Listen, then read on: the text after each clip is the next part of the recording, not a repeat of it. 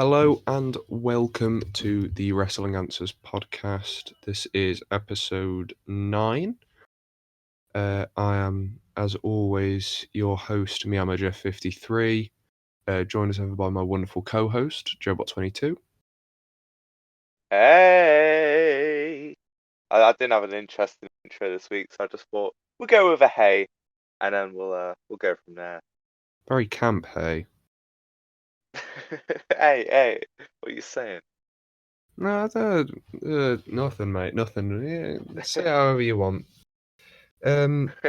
Yeah. So this week, we've decided unilaterally to change the format of the show somewhat because, if we're honest, we're only 9 episodes in and we're already beginning to run out of topics for wrestling, which for a podcast that's all about wrestling probably isn't the best.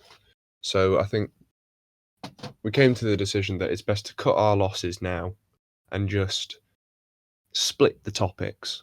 So rather than it just being on wrestling, we'll do,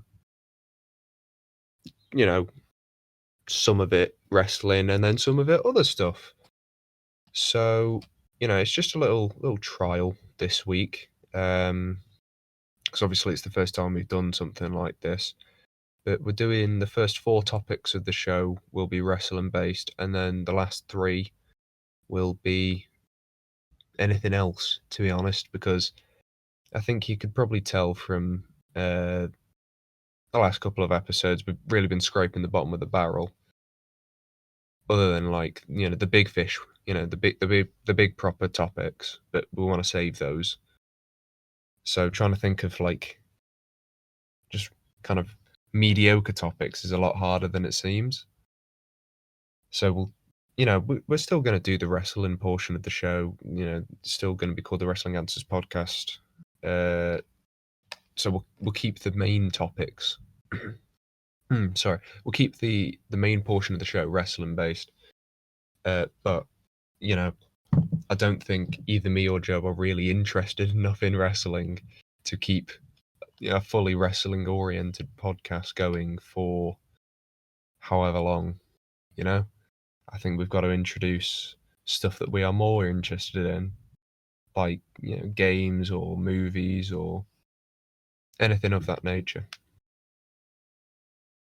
Yeah, so it's not really a wrap on it's not really a wrap on the WAP, but we're just gonna be adding more stuff. Yeah, we're just gonna reduce the amount of wrestling content a little bit, and then increase the amount of external content. So stuff on like movies, games, whatever we feel like.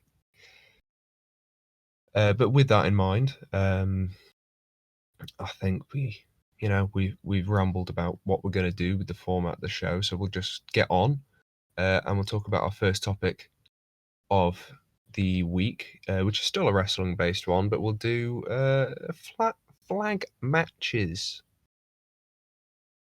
What do you think about a cheeky little flag on a pole or flag something or other match? Matches that involve flags in some situations. I think they're stupid. Why are we adding an identity to a match? Why is that the objective? It should be about the wrestling, not about this objective that isn't even that useful. Like yeah, say like Money in the Bank or a title and a ladder match. That makes sense because it's something you want to go for. But why are they going for a flag? Like, what is the point of that? I guess the one where it's like, remember the one a while ago with the Miz? It's like a contract on a pole. That one makes sense. But apart from that, I don't get the flag matches really. No, I get you. Honestly, I can't really think of many flag matches. I think you've got, in terms of modern examples, probably only really feuds that involve John Cena. He seems like a guy who had quite a few flag matches. Rusev as well. I'm sure Rusev probably had a couple when he was Russian, and then he was Bulgarian. But yeah, I think a flag match is a little bit silly. I, I think the idea of the match is to show that one country's better than another, but like I don't really know how fighting to put a flag up really shows that. You know, Yeah. it just means you're better at putting a flag up. It doesn't mean the country's better. I mean, it symbolizes that. I understand that, but like, if you take it literally, it's literally who can put their flag up the quickest. Like, that's rubbish, bro. And the worst thing about flag matches is I've never seen a good flag match in my life, and I doubt I ever will, because I do feel like flag matches are like, they're a really old kind of thing, like what you would have seen in like WCW in the late 80s or something, or like a Sergeant Slaughter match would have had probably like Sergeant Slaughter would have had like flag matches. But nowadays, like, genuinely, I don't think people really care about, like, don't think too many people care about flag matches or like the idea of them, because people aren't as, I guess they aren't like as patriotic perhaps as they used to be. I mean, it depends on where you live, of course, I'm sure Yeah. if you had the flag match in Turkey, you'd get a fucking massive turnout. But if you had one here in the UK or even in the US, really, I don't think too many people are that minded about, their flags. Well, you say that, but America, I think we've talked about this in the past, but America is very, very patriotic. Yeah, Um, that is true, yeah. so I guess they probably will get a few, well, not a few viewers, they'll probably get quite like a mil, no, not one, not a million, but they'll get a few viewers. Yeah, I guess. I think a flag match would appeal to the more patriotic nations. I think us in the UK, where, if we're honest, I think about 70% of our population couldn't give less of a fuck about the actual like national identity of the country. I think like the idea of patriotism to us is somewhat foreign. It makes people seem a little bit silly, you know. But Yeah. in the US, obviously, it is a different situation. They're all very aggressive, to say the least, about their country, or at least the majority are, the vocal majority. Um, yeah, a flag match. Maybe they're a little less to do with patriotism than, we talked about patriot gimmicks a couple weeks ago with like Sergeant Slaughter and the Patriot, and how they're mostly US based. You never really get ones for like European countries, other than I guess you can make an argument Rusev was like a Bulgarian patriot. I don't know, but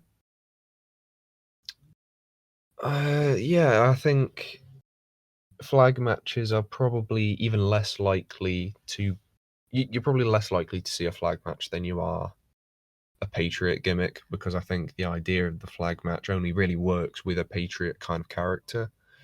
So you already need the prerequisite of patriot character to really get the match over in the first place, which is why you don't see many. Because I think I said it when we talked about Patriots, there aren't many Patriot characters left in wrestling because they've all just sort of died out because they're shit. Um, at least most of the time they're shit. I think if I were to give you like a random example, like if you did a flag match between Seth Rollins and uh, Baron Corbin, I mean it's two Americans, so there's your first hurdle, because usually a flag match you have between people from different nations, right? Neither of them have shown any patriotic character traits, really. I think if you were to do one with Apollo Crews, for example, I think that would work right now because his character is he's like a Nigerian, I don't know, immigrant, patriot, fucking warrior. I don't know. To be honest, it seems like he's just nicked his whole character from Black Panther. But yeah, yeah, I think the He's idea of just flag. like Killmonger, and Yeah, he that's is a all. little bit, except I'm sure Michael B. Jordan could probably do a much better Nigerian accent than Apollo Crews can, because Oh, Jesus definitely. Christ, that accent is not good. But yeah, like I say, flag match. I think there's a lot of external factors that have to play into a flag match, like character motives, what the feud is based on. Like, you wouldn't get just a random flag match, would you? Where I guess you could maybe, if we use some of the other examples of match tips we've done, you could get random handicap matches.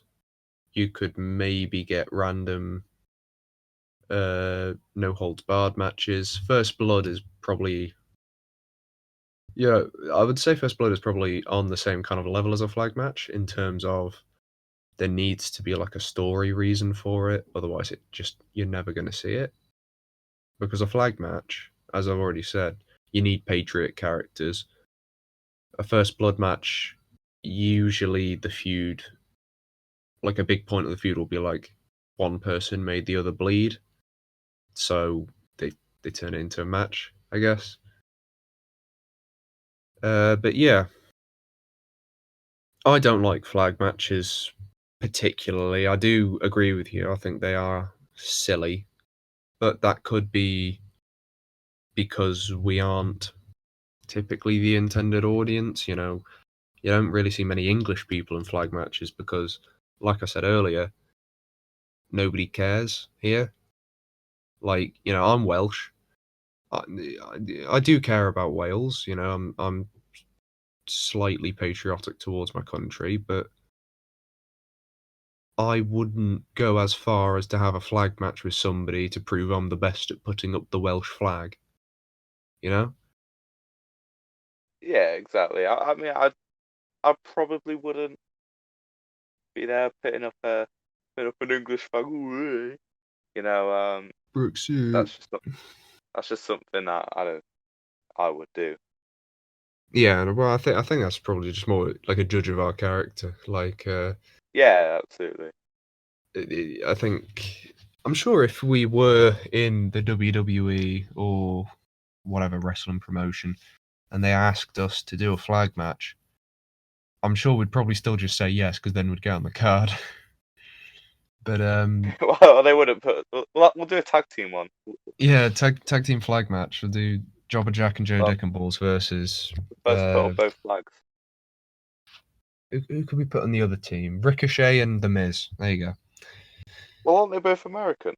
Exactly. So give Yeah, but them. we've got two different flags. You got to have two Oh, we've different got two nations. different. Oh, ooh, okay. Got to have someone from like Um, Canada or something. yeah, that makes sense. Yeah, you put up the English flag. I'll put up the Welsh flag, and then um, Sheamus and Cesaro.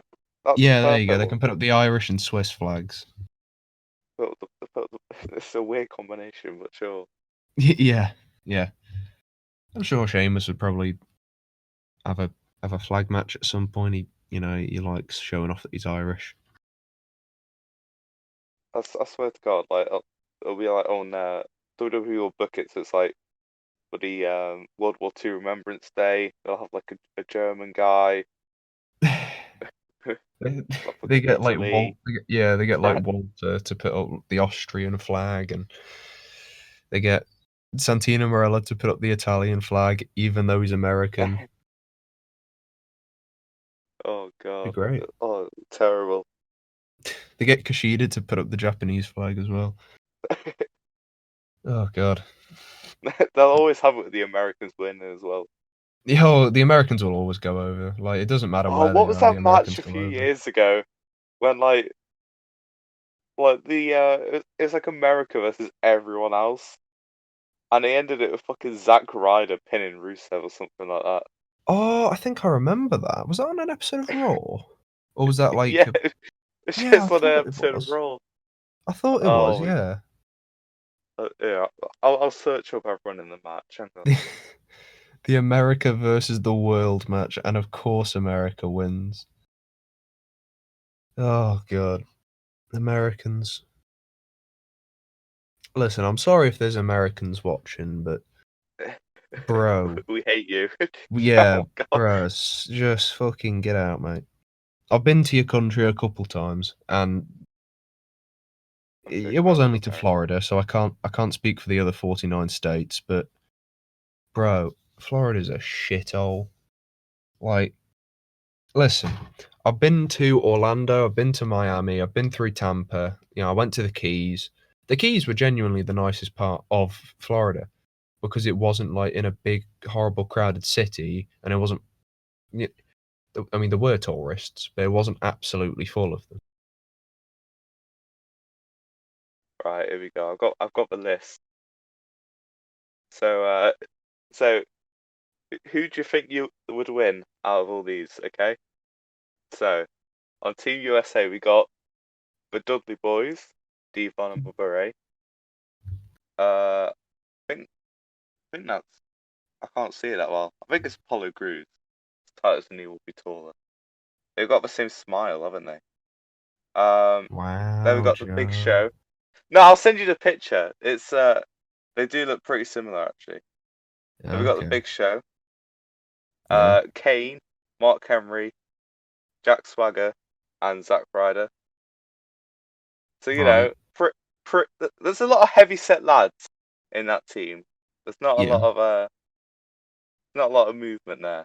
Then we've got Alberto Del Rio, Yeah. Sami Zayn, Kevin Owens, Sheamus, Chris Jericho, Cesaro, Kalisto, and Sin Cara.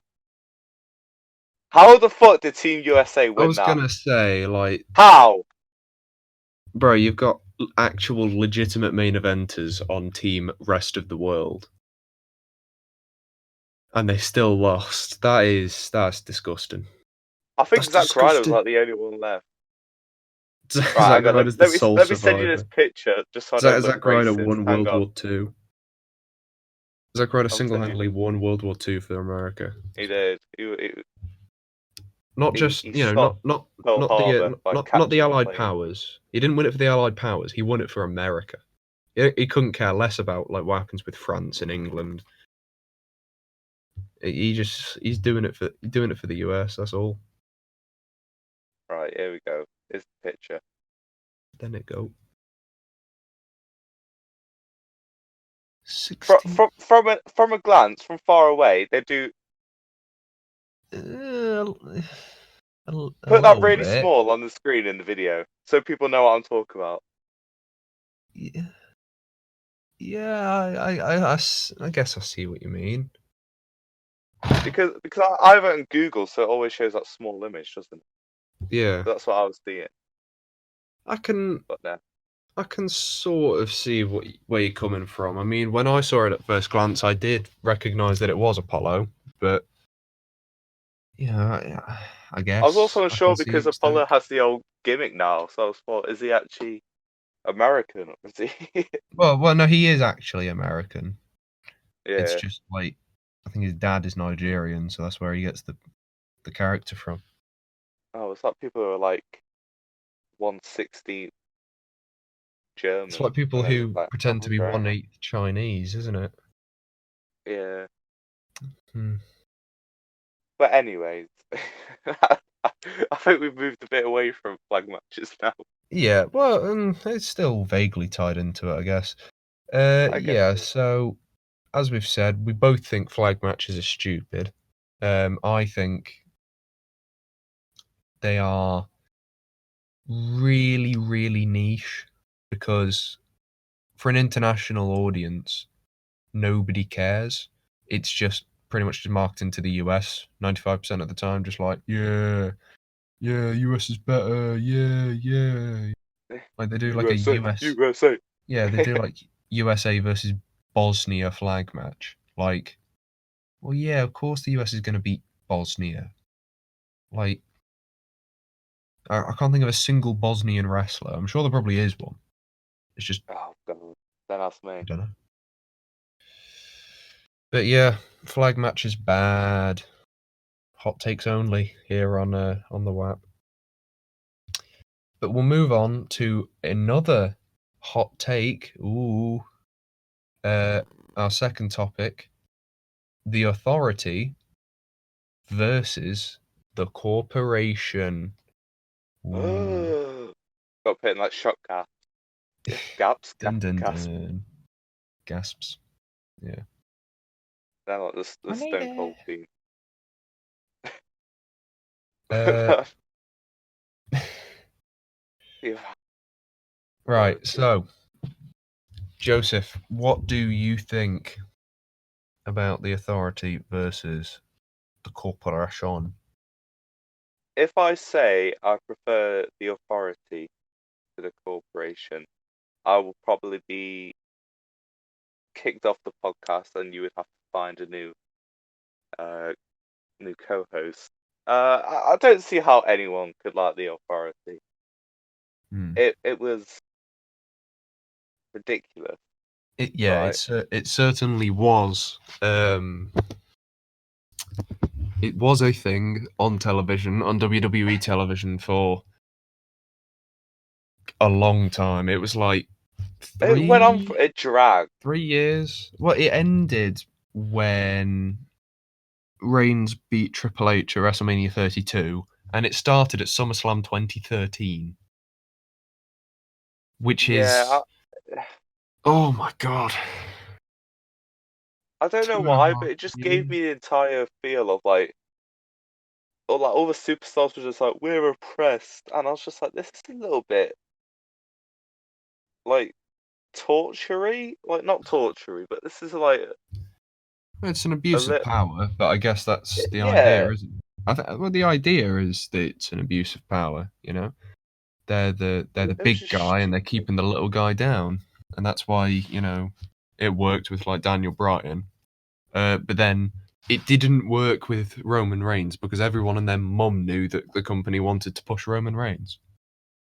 Yeah, but I think if they went, I mean the one time it worked for me was, well, two times with Daniel Bryan, of course, but the other time was when Triple Dolph H won the Ziggler. Royal Rumble instead of Dean Ambrose.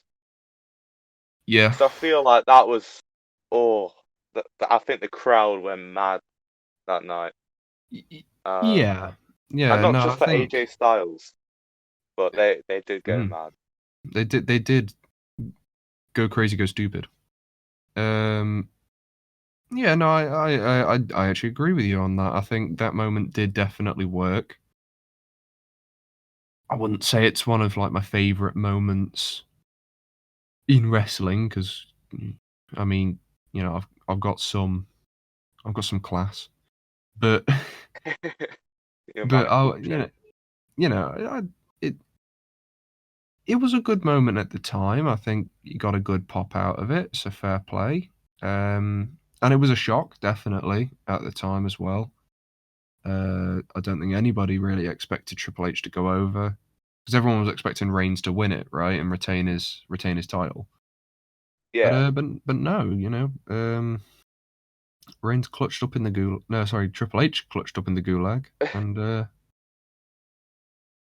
secured the bag. So fair play to him. I hate that saying. Gosh. But Clutched no, up in the so gulag, mate.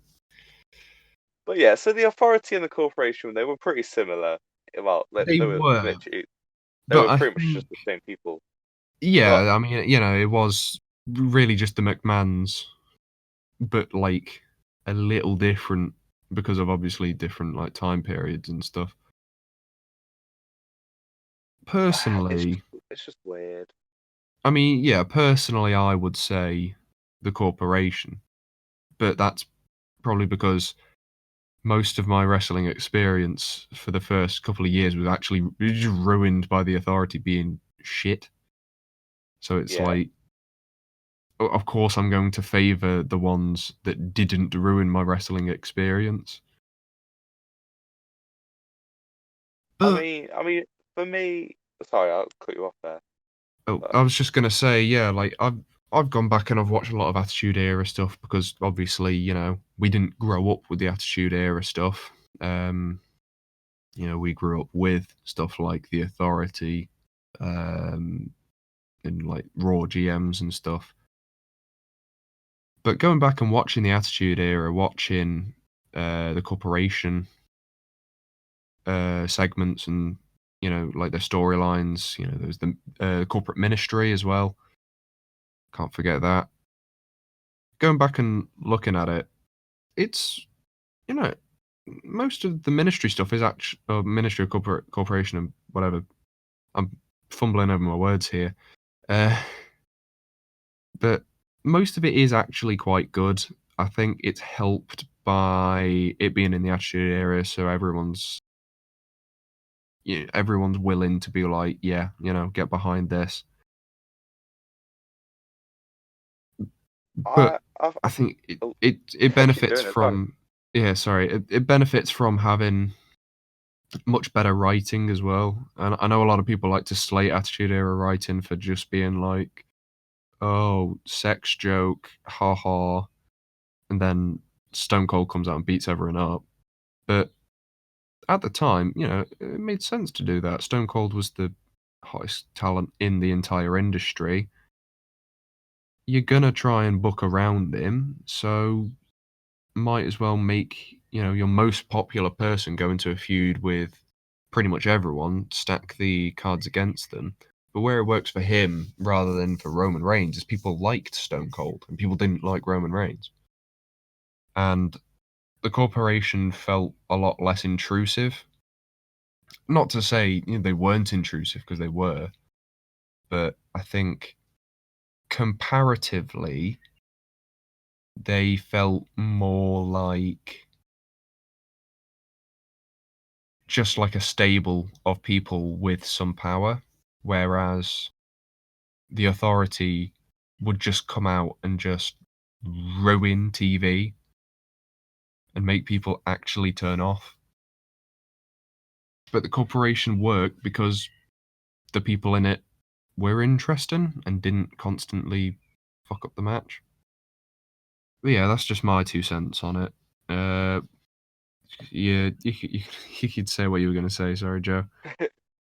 No, I was just gonna say, I think in the 2010s, and then from that forth, I think they tried to recapture a lot of the Attitude Era, and for example, they had pretty much a group causing carnage like every year, and then when that fell off, they went for obviously the Authority. So you obviously had the Nexus in 2010, and you had the Miz and R-Truth in 2011, and you had the Shield who came in 2012, and in 2013, obviously they went with the Authority.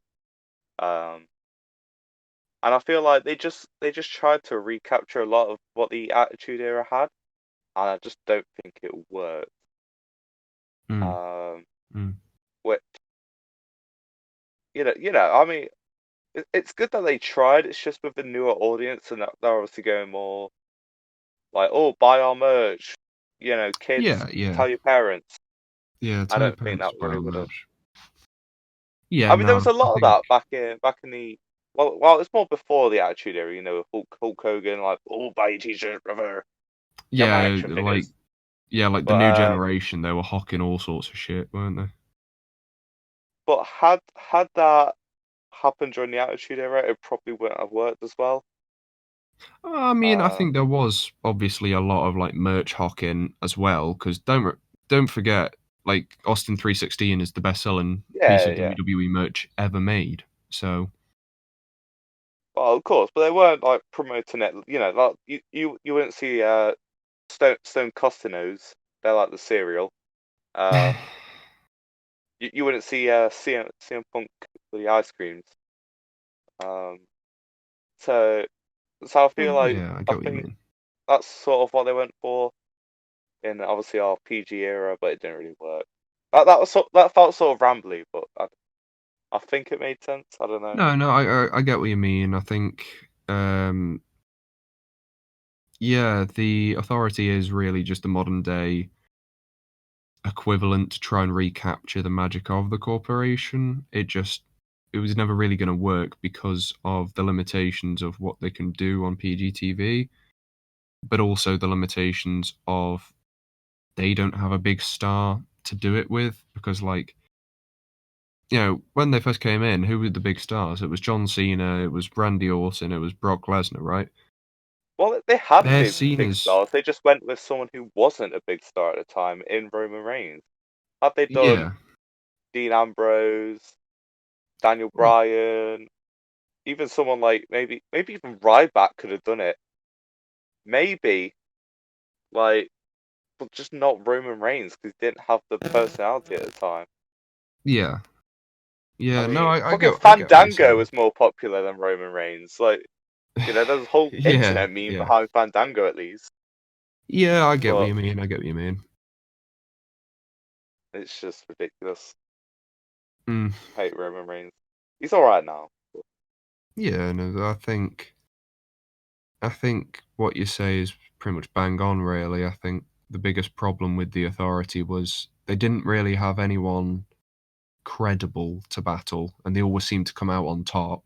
Whereas with the corporation, you actually got to see them lose. But with the Authority, you'd see them lose, but then they'd be back like the next week.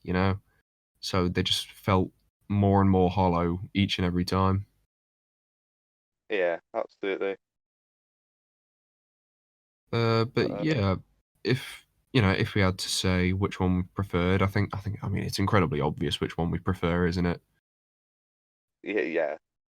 The Obviously, Authority, the more like the I thought you were gonna stop there. the We prefer the yeah authority. yeah. Obviously, we prefer the no. The Authority, more like the Smell Authority because they smell. And we'll Yeah. move on from that horrendous joke. I think I We'll ruined that. move straight Ooh, on from that. did I Um, do that? okay. Um, Mm. we'll just try and sail completely on from all that. Um, and we'll move on to our third topic of today, which is worked shoot promos. So, you know what a worked shoot promo is? It's when they come out, they give a promo, and it's like they pretend to be uh, speaking off script. They're like, ooh, a bit dangerous, like say a couple mean jabs about the company, stuff like that. The easiest example to go to is CM Punk with the pipe bomb. So work because that was a work shoot. Another one would be our favorite promo of all time. Yes. Because you got to work it in there somewhere. It's the Miz. Don't you walk away from me, Daniel? Oh, you walk away from me, Dan. I am the Intercontinental Championship. Yeah, but I to know what your thoughts are on a work shoot, Joe. I like them, but sometimes they can be a bit cringy. It's like they come out, haha, the company is poo poo. I can beat you in a match. I'm gonna win and walk away. You'll never see this face again. It's like, oh, Not shut up. walk away. Exactly. But yeah, assuming they're done right, I mean, so let's say like Sami Zayn comes out next week. I'm better than you all. Logan Paul betrayed me at WrestleMania. You all stink. I'm gonna win the title and prove you all wrong. I would probably turn off my TV. I was gonna say Um, that doesn't really sound like a work shoot. That just sounds like an actual that sounds like just a Sami WWE Zayn. promo. Yeah, But no, just a Sami you know Zayn what I promo. mean. But Yeah, I get what you mean. Yeah, yeah. I think it I'm trying to it think all of depends on the wrestler, really, yeah. I'm and trying to who's think of doing it. like obvious work shoot kind of examples. I think one that always sticks in my head is when they did the John Cena Roman Reigns feud, where pretty much I think it was like No Mercy 2017. It was a really good match as well, if I remember correctly. But they pretty much based the feud off of Cena and Roman kept coming out each week and just cutting work shoot promos on each other, just saying like you're shit, pretty much. You don't deserve to be where you are in the company, and I deserve that slot. That's what Roman would say. And then Cena would come out and be like, "Fuck you! I worked hard to get to this place. You've just been gifted all your opportunities on a fucking silver platter, mate." It was stuff like that where it's like, yeah, it's sort of obvious that it's scripted, but you can see there is also like elements of realism to it, stuff like that. Yeah, Whereas, that example you gave of Sami Zayn being like, you're all a bunch of smelly losers. That's, I mean, that's just like a bog standard WWE promo. Like he just comes out and goes, "You all it stink. is nowadays. Have Yeah, a shower," you know. it's like a Grimm's Close show, bloody promo. Yeah, honestly, it's a GTS promo, but They'll have like a smelly Mike versus dog shit Dan. Uh, yeah, dog shit Dan. Fucking hell, that's a good name. oh, we love the alliteration. Dog shit Dan. Good lord. Dog shit Dan. Yeah, I think I don't mind a work shoot. I think as long as it's not one like the Sami Zayn example, um, yeah, I think they work well. I think they definitely can bring more attention to the show than what they had before. If we use the example of the Cena and Roman Reigns, obviously with it being Cena and Roman Reigns, there's still going to be an element of um, like fan attraction to it because it's the guy who's on top of the company now and the guy who was on top of the company all these years ago. But I think the work shoot definitely brought more eyes to it and made it feel more real. Like, oh god, these guys are actually don't like each other. When in reality, I think what they've really done is they've just taken like, they've taken comments people would leave on like message boards a couple years ago and would just they'd turn them into criticisms of each other really. But it worked in their characters because John Cena by that point was like, he's the veteran more or less. He's the veteran, and Reigns is the guy who, at this point, he's still not really got over. It's before his Universal title win,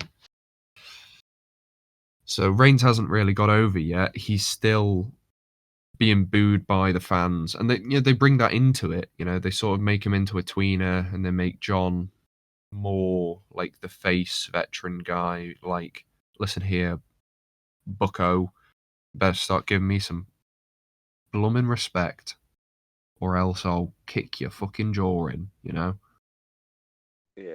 And stuff like that. And then with CM Punk, if we go back to the most obvious example, because it's the easiest one to harp on, really, because it had everyone caught up in it at the time. Everyone believed it, and that's the biggest part to me is believability. We go to the Miz's example. People thought the Miz was a shoot promo because a lot of the according to a lot of like backstage people at the time, most of the promos being done on Talking Smack were actually shoot promos. So like they would just do them on the spot. Whereas I think with this one, because there was that element of, oh, it's established some of them are shoot, or most of them are shoot rather, a work shoot like this, it really blurred the lines for people. And when it blurs the lines, I think that's when it's done the best. Because it feels less like two performers, you know, going out and cutting a promo. It feels like someone's actually feels like they're going out there, they're actually calling each other out. You know, CM Punk, it felt like he was actually calling out the company because we hadn't seen anything like this in the company before. And it was known by like the dirt sheets and stuff that Punk wasn't happy with the company. You know, I watched the documentary on Punk made. I think it was made in like 2012, and they talked a lot about that promo. And he said himself, this is a documentary made by the WWE. He said it himself. He wasn't happy with the company at the time, and he was legitimately within a cat's whisker of leaving the company and just walking out. But they said to him, "Look, we think with your character, it could work if you go out and you give a promo where it's like you're sick of the company." But obviously at the time they didn't realize how big it would become and like how it would turn him into a main eventer. Where it's like pretty much that promo on its own managed to get Punk over massively. Because going into Money in the Bank, the original booking decision was Cena to win, but the promo got over so much that they felt they couldn't give Cena the win. They had to put Punk over. But at the time, Punk hadn't re-signed with the company. I think Punk re-signed with the company a couple days after after he did the promo from memory, but there was always like to the fans because the fans knew he wasn't planning, or at the time he was. Yeah, he said on live TV that his contract was coming to an end, and he wasn't intending on re-signing. He was going out there on live TV saying, "I'm not going to re-sign. I'm going to leave this company as the WWE champion. I'm going to leave with the belt." And to a lot of people, because we already knew from like dirt sheets and stuff, they were using dirt sheets to their advantage, which I don't think they've done ever since. Really, like they call them out every once in a while on TV, but they actually use the dirt sheets to their advantage, to create this element of mystery, like, oh God, could he really leave? You know? Yeah, I think CM Punk has always been one of the best ones for the one of the best examples for the like shoot promo. It's every time I hear it, it's just like, can you hear me now? You know, he's like tapping the mic. Oh, chills, literal chills. Mm. No, it is a really It, good it promo as well. That it's such helps. a good promo. They should show that to like lessons. Get like Nia Jax, Braun Strowman in a room. Play Just that. get them to recite it word by word. Not even recite it. Let them interpret it. Like do like a appeal paragraph on it. Yeah. Do like a 16 mark English question on it. I'm leaving the company with the belt. This means Yeah, we can interpret this from the author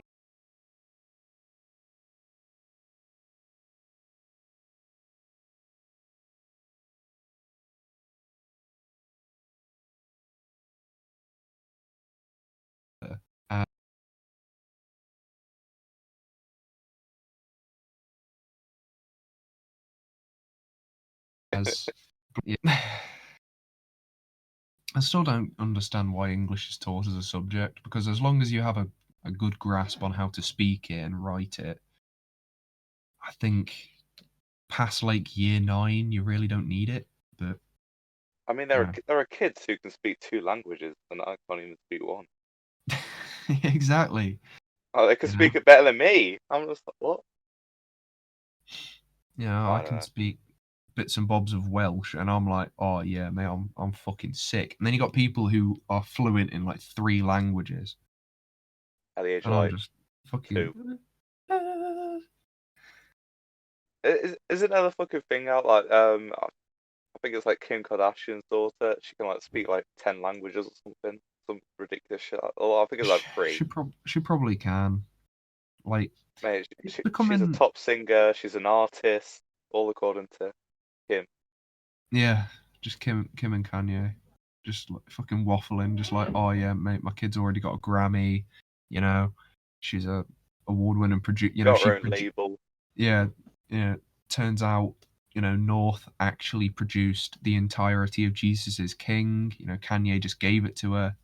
You know, like he just said, "I fuck it, let the kid, let the kid produce my album for me." You know, Fucking no, but North was the head developer on Zelda Ocarina of Time. yeah, They North. don't want you It to know it. turns out Alfred Hitchcock didn't actually direct Psycho. It was North. You know, 70, 75 years before she was born. She's just that much of a visionary that she doesn't North even made need to be Paddington 2, alive. Like which is North the is best film of all time. North is just too goated on the sticks. She wrote the entire soundtrack to Shrek. Yeah, she's just that good, you know. But That's the, oh god, that's yeah, something they would going back don't to think. shoot promos. Yeah, I think I said earlier, really, like we do like shoot promos. Obviously, we don't want some fucking corny shit like that Sami Zayn example you gave earlier. Yeah, But yeah, I like a cheeky shoot promo or a work shoot promo rather. I mean, I like a shoot promo as well. Like I know WCW used to just give them a mic and said go out there and say words, which was it worked to varying degrees. We'll say that. they do like the classic movie trope, like they're not prepared, so just like hand the microphone, like push them out, you know. That is pretty much what they would do. They'd just say, "All right, Scott, you're up," and he goes, well, "What do you want me to say?" Hey yo, I don't know. Say whatever you want, mate. fucking the NWO, we're the best in the biz. Yeah, Scott Hall goes out there and starts rapping. Of course.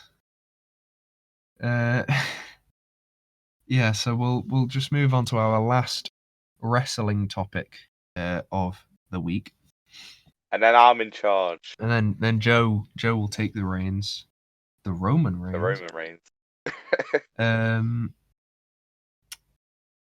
our last topic will be another individual wrestler, and it is everybody's favorite wife beater, Alberto Del Rio. Yeah, Oh yeah. no, you got to do the old Ricardo Rodriguez thing. It's like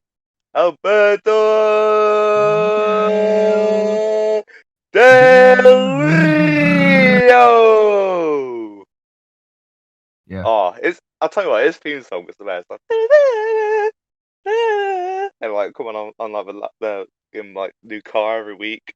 The white Scott. Oh, Oh, brilliant, yeah, man, he come in the brilliant. cars, yeah. Oh. Yeah, he I certainly. actually liked Alberto Del Rio, but then his fucking wife beater Yeah, and then he's ruining getting me. arrested for drug use, and we'll get to that. Yeah, so Alberto Del Rio, he certainly was a wrestler in the WWE. He got fast tracked to the main event, really, didn't he? He debuted in, what was it, 2010? Maybe Oh, I 2011? don't even think it was 2010.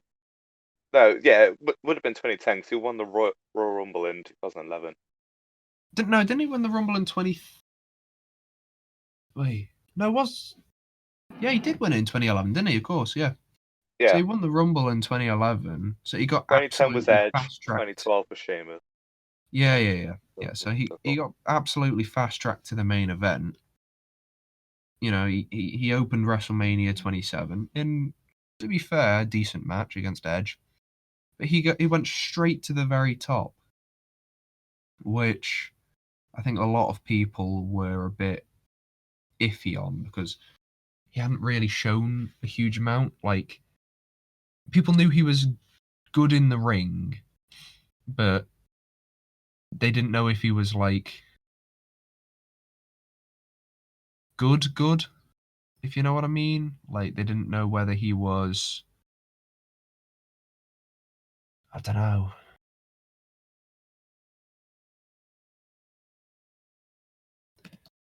They didn't know whether he was some fucking miraculous.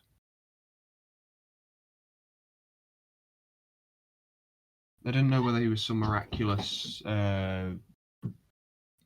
immediate main eventer, right? They just took a gamble on him pretty much. They just thought, you know what, we need to get the Latin market back up because Rey Mysterio's like 35, so we'll just stick whoever our only other Latin wrestler is into the main event. And lo and behold, it was Alberto Del Rio. So they stuck him right into the main event, put him in a world title match at WrestleMania.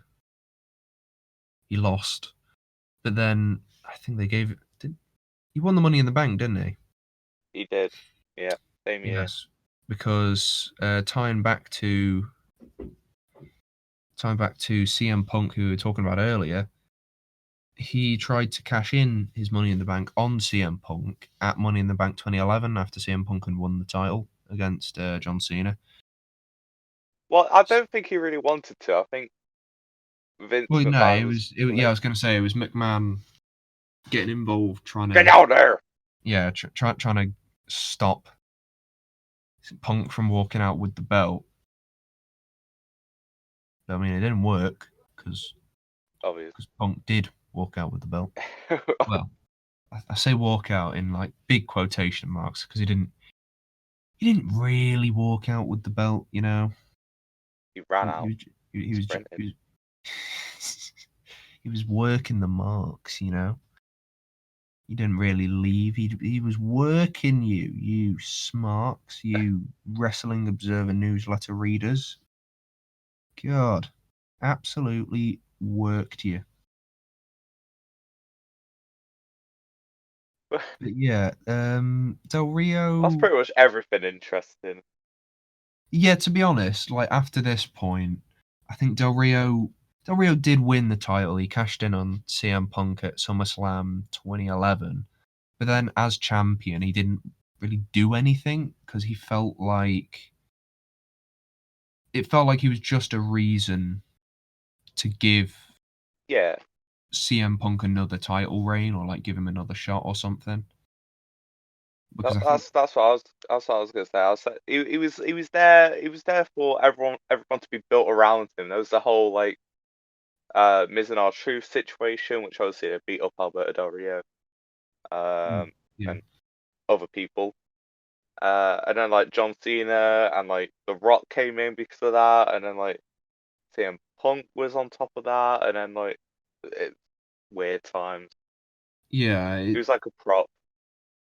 I think, yeah, Alberto really, really felt like a transitional champion, sort of like the Miz was earlier this year, where it's like they need to get the belt from one person to another, but they don't want to have them have a match yet. So just, you know, in this case, they used the Miz, and for the Alberto one, they sort of just used Alberto as like a stopgap to see whether people wanted Punk to stay champion or not. And obviously, Yeah. because nobody wanted Alberto, they gave it back to Punk, and Punk then obviously went on to hold it for 434 days or something like that. So Which I obviously, hate because the Alberto Del Rio was the main eventer, but they used his title win for a Money in the Bank like cheat win, you know, yeah, which I just hate because they did the same thing with Daniel Bryan, which worked more because he was a scrawny guy winning the yeah, no, title I off was going to Big say, Show or yeah, Mark Henry or whoever it was that he yes, pinned. yeah. Yeah, he pinned like Mark Henry or Big Show or whoever it was. Who Yeah, no, cares? I Those get people are you. shit. It made sense with Daniel Bryan because Daniel Bryan probably weighed about a half of what those two did. So like, and his character obviously like he's a heel, so it makes perfect sense for him to be like, "Oh, I've got to, you know, I got to do what I can. Got to sneak in there and pin one after they've battered each other, right?" Alberto Del Rio, Yeah. however, is like this 6'3", 240 pound, big muscly guy, and they're just making him just like a sneaky foreign heel, and it's like the guy's whole character is he's like this big rich fucking Mexican aristocrat, and you're making him out to be like just a bit of a rat, to be honest. Which I mean, I guess it kind of works with the aristocrat thing, where it's like don't trust people with money or something, but I don't know. I never thought that like turning him into this like fucking sneaky heel. I never thought it worked for him because like he's too big. If you get what I mean, like he was too physically big for it to ever work for him. Yeah. But then after this, he just sort of did nothing for ages.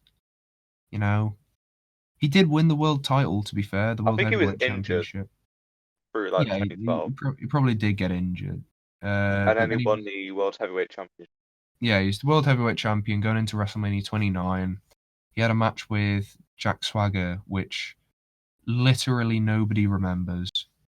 Like, I only know it because I think we talked about it last week. And, like, I've never seen anything from that match. Ever. Except Zeb Coulter, because we love Zeb Coulter. Yeah, except for Zeb Coulter coming out on his little fucking scooter. But genuinely, Alberto Del Rio really did nothing after this. Like, the fact that he won a world title and we still say he did nothing speaks volumes, I think. Like, he fell completely out of favor, I think. I think the WWE shifted who they wanted in the main event, because he came in at probably the worst time for him, really, while the company were transitioning from one generation of stars to another. And because he wasn't homegrown through NXT, and he just sort of appeared. They didn't give him enough time to like build a connection with the fans or anything. He just popped up, won a world title, won the Money in the Bank, won another world title, and then he he dipped. Like genuinely, he came back, he won the world title, he lost it, and then he just left the company, and it was really really I think he did strange. a little bit with like, was it the League of Nations? But that was Well, we'll talk about that because what happens is he leaves the company in I want to say 2014. I could be wrong. It might be 2015. But he leaves the company around 2014 time. Then I want to say 2015, Hell in a Cell. John Cena's having his US Open Challenge, as he does. John Cena's got the Open Challenge. And who comes out but Alberto Del Rio? And the crowd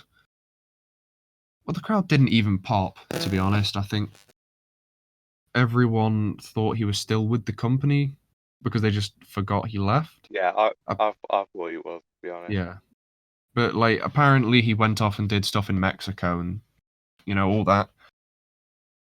To be fair, when he came back, he looked more ripped than he did when when he was in his first run. I think probably because that's what he was doing while he was off. He's probably doing fucking steroids or something. But he came back and he won the US title like immediately. First match back, he beat Cena at Hell in a Cell. ends the US Open Challenge just like that. He's got Zeb Coulter as his manager now for some reason. I still don't understand why, because Zeb Coulter's whole character before that point had literally been that he hates immigrants. So now he's managing a Mexican. It felt really disjointed. But yeah, he comes back, he wins the US title, and then I think he goes pretty much straight into a feud with Kalisto. Like, I don't remember what Cena did. I think Cena actually got injured not long after this. Cena, I think, like, he knackered his ankle or something. So Cena disappears off TV, so they have to come up with a feud for him, because I think he probably was going to have a match with Cena at the Survivor Series. But instead of that, I think they just stuck him in a Survivor Series tag match, and then after that, they stick him in a feud with Kalisto, which, I mean, he loses the US title to Kalisto, wins it back a couple of weeks later, and then loses it back to Kalisto again, and then obviously we get Kalisto's fucking record-breakingly shit feud with Ryback. I say record-breaking because it broke the record for the least amount of effort that I could be bothered to put into a feud. Because at this point I was watching Raw every week, and Kalisto would come out, and I would actually change channel because I didn't care. He was bad, bro. People say like, oh, Kalisto was good, you know, he was underrated by the company. No, you're wrong. Kalisto was shit. You're fucking He was bad. brainwashed by the company into thinking he was good because he had a couple decent matches on 205 Live. He was crap, and he's got sacked now anyway. But yeah, after this, Del Rio joins/forms the League of Nations, because if I remember, he was actually one of the leading members.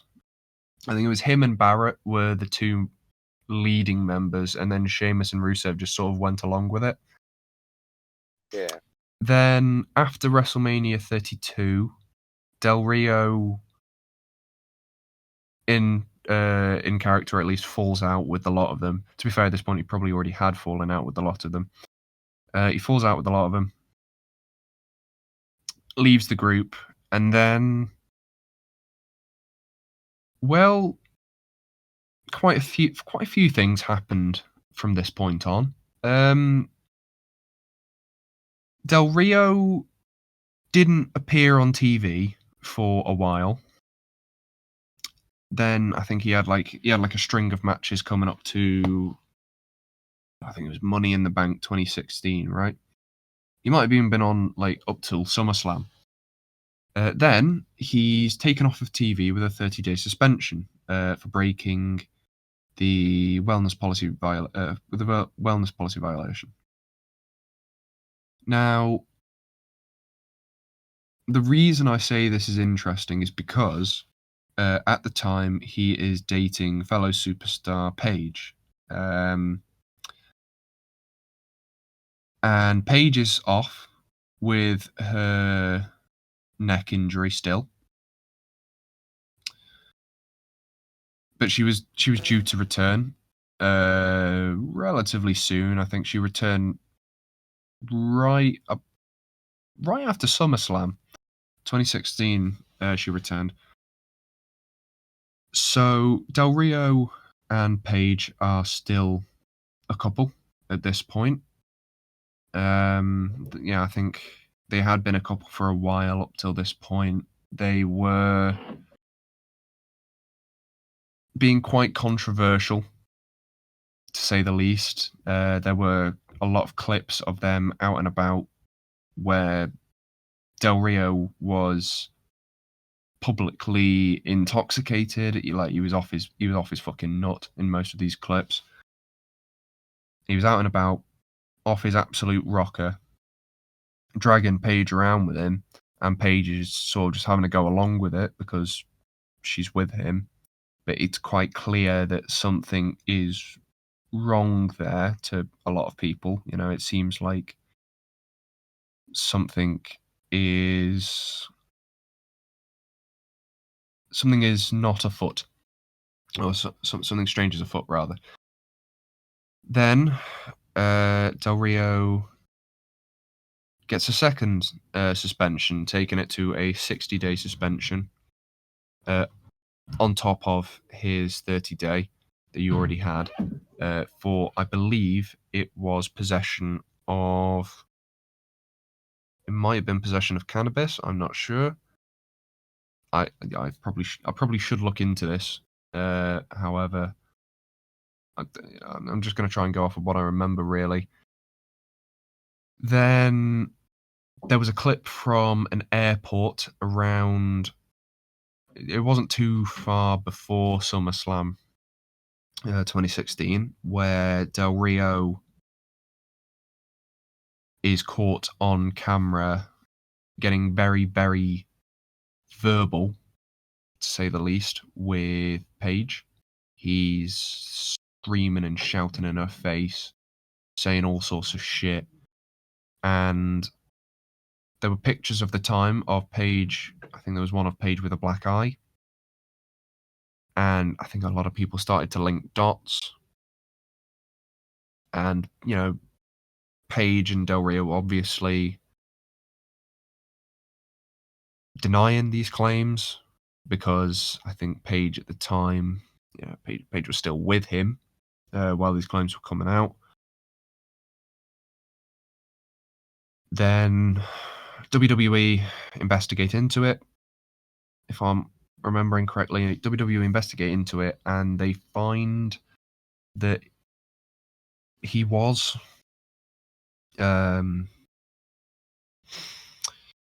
beating Paige, but before they can officially fire him, he quit. So before they got to the actual conclusion to their investigation, he left because he was. I don't know. I think it's because he didn't want his reputation ruined any more than it already had been by WWE. I think allegedly the first drug suspension, or the first wellness suspension, was actually false.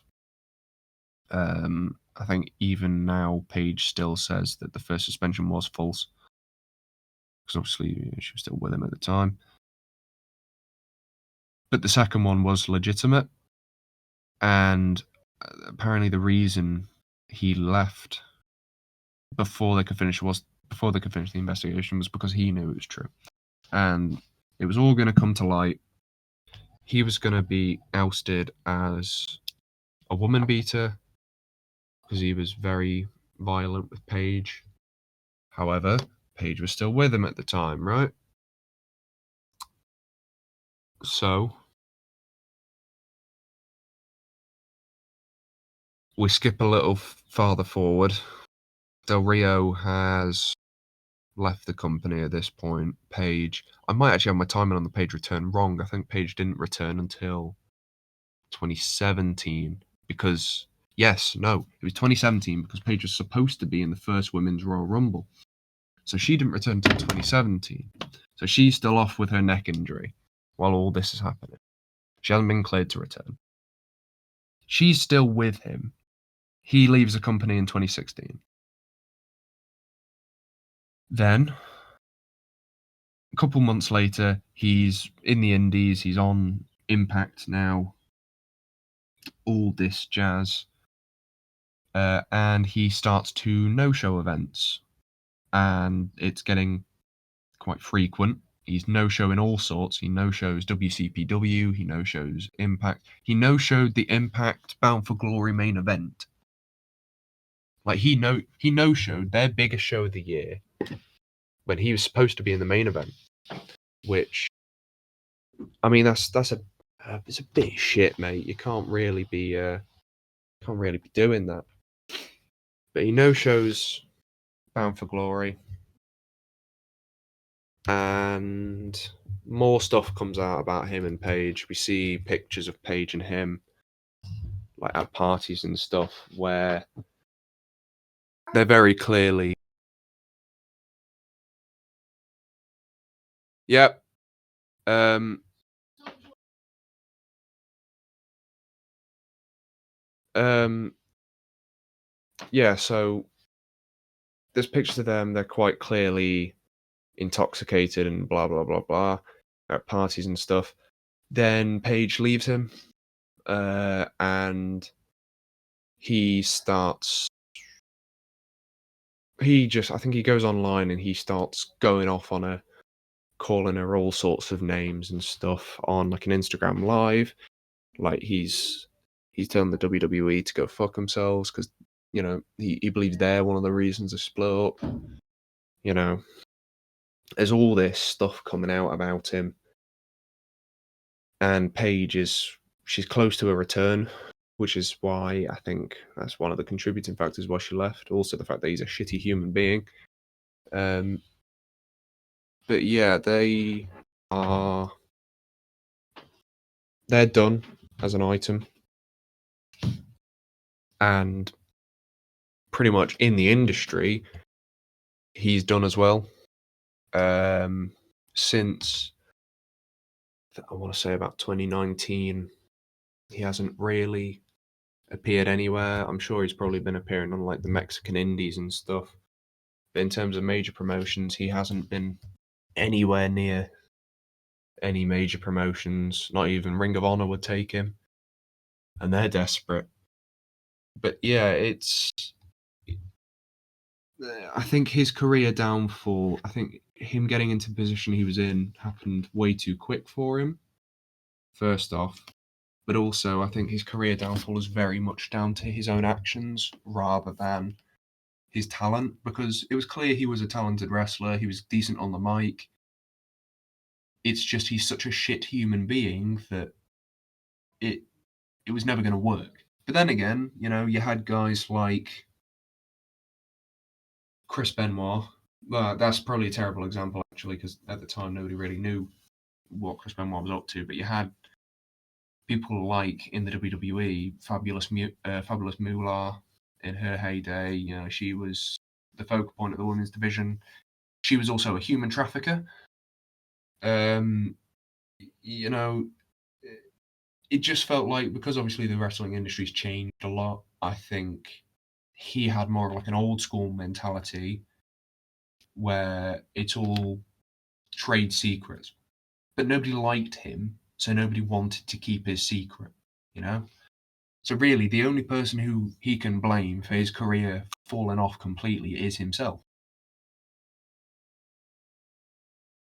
Yeah, I mean, it's just he's just a messed up guy. I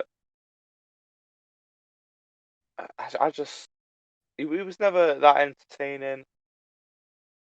I don't. He wasn't even memorable.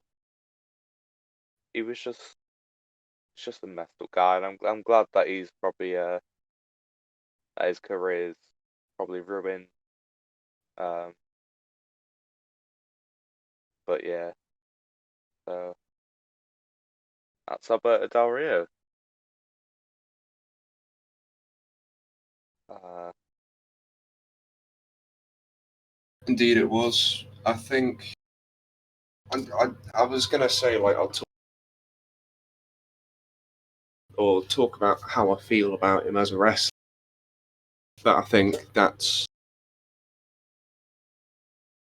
not really necessary at this point. We've already talked about his personal actions and stuff, and I think it doesn't matter how good of a wrestler he was because he's such a shit human being, you know?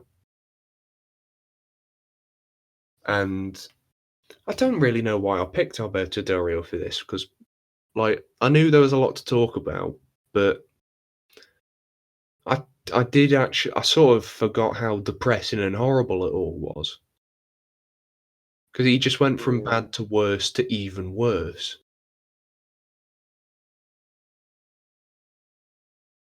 but yeah, he was. It was not a good career, but I think that's pretty much it. Should we Yes, move on yeah, from we'll there? move on to our second section of the show. This is the. I'm trying to think of a name for this section. I guess we'll call it the anything goes section, the no holds barred section, even. What about the EAP? Everything Answers Everything podcast. answers podcasts. Uh, Mm, it's a working title, I guess. what about the sus? Something under uh See, you thought of the word sus. solution under something. S- There you go. Wow, that Sus. is. Bum, bum, You just bum, bum, wanted, bum, bum, yeah, bum. you just I just wanted to wanted to get say sus sus. in there, didn't you? Yeah. Yeah. Well, well, anyway. So, I guess I'm taking the reins on this one. But The yeah. Roman So our reigns. first topic is going to be the DCEU or the MCU. I just want to give a quick, brief overview on what they both are because there's a lot of confusion nowadays. Um, so the DCEU, there's only a few films, right? So Man of Steel, Batman v Superman, Suicide Squad, Wonder Woman, Justice League, Aquaman, Shazam, Birds of Prey, and Wonder Woman 1984. That is it, okay? Zack Snyder's Justice League, not canon. Is it not? Uh, Green I thought it Lantern, was. not canon. No, it's technically not canon because it was because of the Justice League in Oh, 2017. shit. It, Zack Snyder's was better, Wow. but because it wasn't actually the official one. Oh, that's Uh, rubbish. but no. So and then the MCU. I'm just gonna say, Agents of Shield not canon. It's not. So shut up about it. It's not canon. It I is thought very good though. I, No, I could have no, sworn it. Really? it I could have it's not sworn it was canon. canon. I thought it was canon to start with, at least, because it's got like Coulson and stuff. Yeah, I think Kevin Feige said it's something like it's not canon, but it sort of did happen. So it's like sub canon, I guess. Is Yeah, it it's the same timeline, but it didn't happen. okay? So it's like an alternate timeline where because all this. I do remember some of Agents of Shield is affected by what happens in like the Avengers and stuff. So is it like in that other timeline universe thing? Is it all happening at the same time, but like the Avengers is happening in that universe? Yeah, it's happening at the same time, but so the events of like the films affect the show, but the effects of the show don't affect the universe basically. So Right. like Okay. like the Darkhold, for example, it's in Agents of Shield and it's also Yes, in WandaVision, but it but they're different. Yeah. they're different basically. So Yeah. it's not the same thing. Yeah. So I was gonna the say because Agents of Shield have already done stuff with like the Super Soldier Serum and stuff, yeah, but exactly. obviously they don't bring any of that up in Falcon Winter Soldier. So yeah, okay, fair enough. What about So the the aren't the Netflix ones are canon, aren't they? They came out and said the Netflix ones are uh canon, or some of them are. I don't think they are yet, but I think they might have Daredevil and Punisher as canon. I think, I was gonna but they say won't they I won't have I like remember the reading other ones. when Punisher first came out. I remember reading when it first came out that Punisher was considered canon, but Punisher Yeah, isn't set in the same universe as most of the other Netflix ones, where it's like they do like the Heroes for Hire stuff. That's not in the same universe as Punisher, is it? Or am I wrong? it's very weird, but the official one is obviously Iron Man, Hulk, Iron Man 2, or Captain America: The First Avenger, Avengers, Iron Man 3, For the Dark World, Captain America: The Winter Soldier, Guardians of the Galaxy, Avengers: Age of Ultron, Ant-Man: Civil War, Doctor Strange: Guardians 2, Spider-Man: Homecoming, Thor: Ragnarok, Black Panther: Infinity War, Ant-Man and the Wasp, Captain Marvel, Avengers: Endgame, Far From Home, WandaVision, Falcon and Winter Soldier. That's the What proper about one. Inhumans? Is Inhumans Uh, canon? no, I don't think it is. So I think Good, that's because it's shit. it was bad. I've only watched the first two episodes, but that was enough to make me go, "Fuck this." I think they were meant to be a film, Yes, yeah. If I remember correctly, but it they was turned it into a originally show. supposed to come as a film, but because there was a load of production problems, they just never turned it into a film. They made it into a crap TV show instead. But who knows? Um, but yeah. So, uh, what are your opinions on the MCU or the DCU? Which one do you prefer and why? Well, I think the easiest answer is just say MCU because it's not shit. Um, I'm trying to think really. It's one of those questions where it's like you know the answer, but you find it harder to explain. I think my biggest problem with the DCEU is they rushed into it. They didn't take the time to build it up like they did with the MCU, which is why I prefer the MCU. You know, the MCU has a lot more. I don't know. It feels. I was about to say realistic. It does not feel realistic. Um, the characters feel more human. Yeah, they don't feel as much like comic book caricatures. Somewhat, you know, make the characters feel more grounded and stuff. Like Iron Man. Yeah, we go off with Tony Stark in the films. Tony Stark in the films seems like he could be a real guy. If you take out the part where he's got a giant glowing fucking nuclear reactor kind of thing sitting in his chest that shoots beams, you know, you take that out of the equation, take their powers out of the It, equation, they could be real people. Whereas yeah, with it was built in a cave, with box scrap. a box of scraps, yeah. But if you take the DCEU for example, so many of those characters feel like they're written to feel like Marvel characters, but they're missing aspects that make them just feel like comic book caricatures instead. Like the Flash, for example, in if we use the canon Justice League as an example, rather than the Snyder Cut, where I feel like the Flash is a little more tolerable. The Flash in the Justice League version is an unfunny, irritating, fucking random. Like he's like the most blatant example of like lol random. Like he just goes, you know, what even is brunch? You know, like no genuine human being would be asking that kind of a question. Like unless you're a fucking 12-year-old girl on Tumblr, that's not realistic. That doesn't make me feel a connection to the character. You know, that's my biggest problem with the DCEU. I think for the most part, other than the writing, some of the DCEU films are all right. I think the one I watched most recently was Wonder Woman 84. Um, I mean, that's probably the worst example to use because I remember genuinely none of it. Like, I remember Pedro Pascal's in it, Kristen Wiig plays Cheetah, um,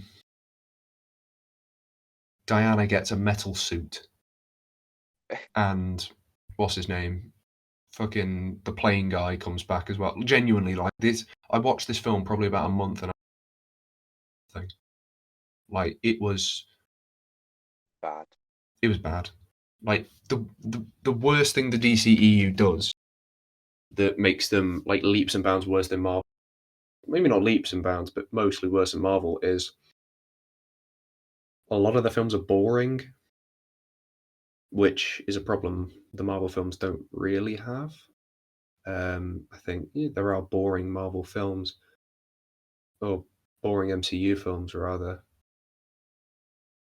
but I don't think there's any. I don't think there's a lot. I think you can make an argument that maybe I don't know, Iron Man 2. I feel like Iron Man 2 is probably or Thor 2. Pretty much any of the Thor films except for 3. Don't be dissing Iron Man 2. That was Iron Man brilliant. 2's crap. Iron Man 2 It's is not crap. crap. It has a bad ending, but it's good. It's It's shit, good. mate. It's good. It's good. It's not good. Right. Next week we talk about Iron Man Only 2. thing I remember from Iron Man 2 is where is my board?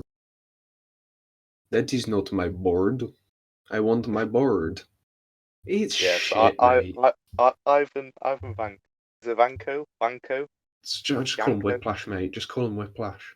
Where- Ivan uh, Wanko, because he's wank. that's maybe that's reminded me of your Ant Man run this week, and you were like, it's from the shitty Iron Man 2 film. Yeah, because When he is. Whiplash came in. He's shite. But no. So yeah, I think where the DCEU goes wrong is where there's downtime from the action. There's nothing there. But in the MCU, there's a little bit. Like take the Age of Ultron scene where they just talk about where is Ultron, where did he go, why is he going to get vibranium, where's he going to get it from. There's a lot of information there, and you can keep up with it because they're bantering in the middle. But in Justice League when it's downtime, we got fucking the Flash talk about, oh, I like K-pop. He's like your average PewDiePie viewer. Um, like it's just not good, and I think that I obviously want the DCEU to be well because Yeah. I was initially a DC fan and I hated Marvel, but now I The average love Marvel Marvel. fan versus the average DC enjoyer. To be fair, Honestly, no, I was in the same boat as you. Like until all the DCEU films turned out to be crap, other than like maybe one or two. I was, when I grew up with comic books, the comic books I grew up reading were DC. They weren't Marvel, because I don't know why, but DC always seemed to be easier to get your hands on in the UK. oh definitely. Like, if I go through my comic book collection now, most of it is Marvel. To be fair, I don't have a huge collection. Like, I'm just looking over at some of the ones I can see. A lot of them are Marvel. I've got a couple of DC ones, but I think it's mostly because of the MCU, really, because of the success of the MCU. Marvel comics have become a lot easier to access because they're a much bigger brand than they used to be. But DC, for the longest time, because their films were good and they were successful back in the 90s and early 2000s. And I will say, genuinely, I think I've said this before, my favorite, one of, if not my favorite film, it's literally a coin toss between two films.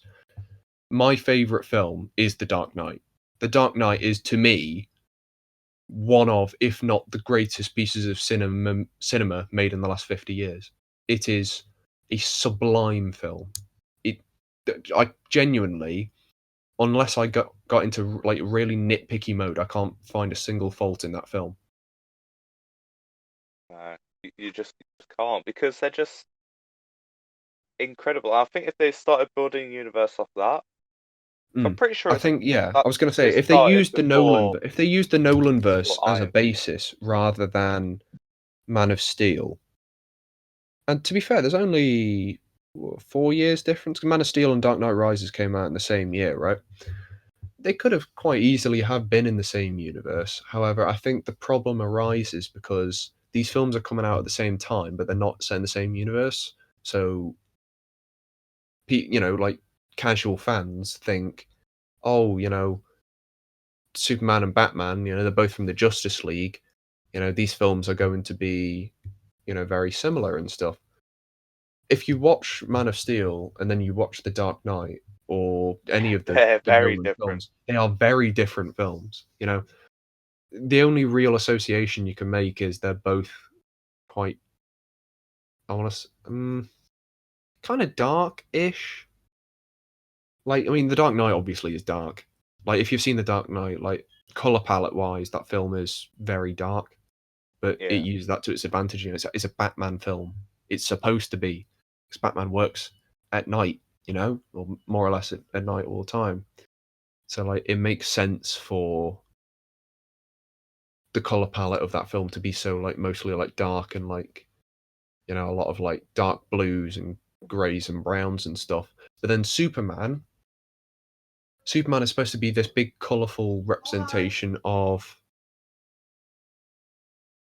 I don't know, happiness and justice and all this shit. But then they made Man of Steel have pretty much the same kind of color palette. Like it's all shot in like, I don't know, it feels like there's like a color grade on it almost. Like they make everything look browner. Like, yeah. It was very sandy, like a yeah, sandy color. I guess that's the like bit with like Bane. yeah, It was very, very. yeah. But yeah, back to, because obviously, like, you know, Dark Knight, as much as I love Dark Knight and I could go on about it for ages, it's not part of the DCEU, so we'll have to move back to the DCEU. We use an example, like a more modern DCEU example. I say a more modern, there's only about like 6 films to pick from. But if we use like Shazam for an example, Shazam is, for my money, probably the best DCEU film, if only because it doesn't feel like the rest of them, and that one feels more like a Marvel film, not It like feels more. they're It feels copying. like Spider-Man, Ant-Man. You Yeah, know yeah, that yeah. sort of It feels. style. It doesn't feel like it's trying to copy it like parts of like Justice League do. Like if we use Justice League feels like they're trying to copy the Avengers. Yes. Like especially with like the writing and stuff. You know, they try and like put funny bits in when they don't fit characters. Whereas if we use Shazam is a child, so it makes sense for him to be cracking all these jokes and stuff. But they still have time to put in some serious moments. And while I'm not going to sit here and say Shazam is on par with a load of films in the MCU, I'd say it is better than some in the MCU. Definitely, like Yeah. some of the earlier MCU films are a bit shit. Like let's not beat around the bush. But I think Shazam is probably the closest they've got so far to it feeling like an actual MCU film, which obviously DC, that's what they're trying to go for, isn't it?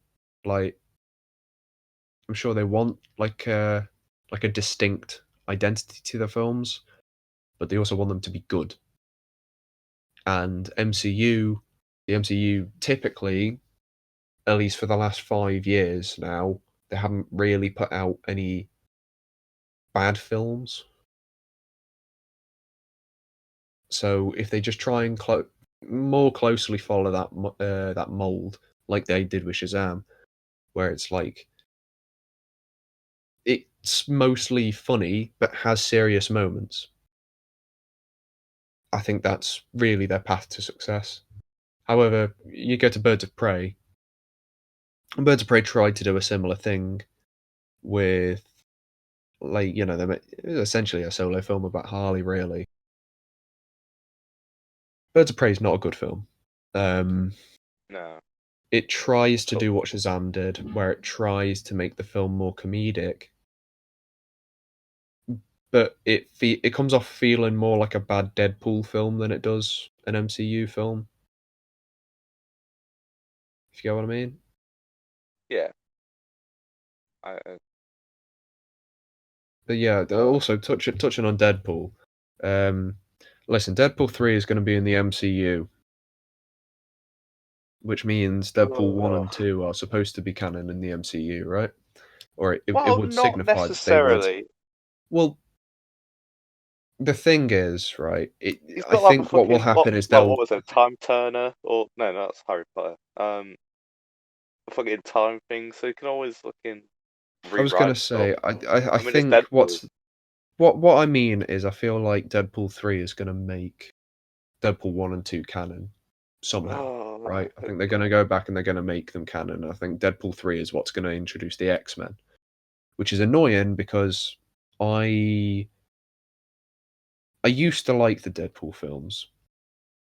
However, this was when I was about 14, and I would laugh at any, like, piss and poo jokes you would find. And to be fair, I still laugh at piss and poo jokes, but at least, you know, I can find actual humor funny rather than just piss and poo jokes. And a lot of Deadpool hinges on trying too hard to be funny. And unfortunately, we're probably going to see that with Deadpool 3, which is also not going to be 18 rated. So you're not going to get all the swearing and all that jazz. isn't it meant? Isn't it meant to be R-rated, or is that Blade, or is it the other way around? So I remember one is and one isn't, and people were mad. No, Uh, Deadpool is uh, R rated, sorry, but Blade is not. Blade isn't. Okay. I hate that.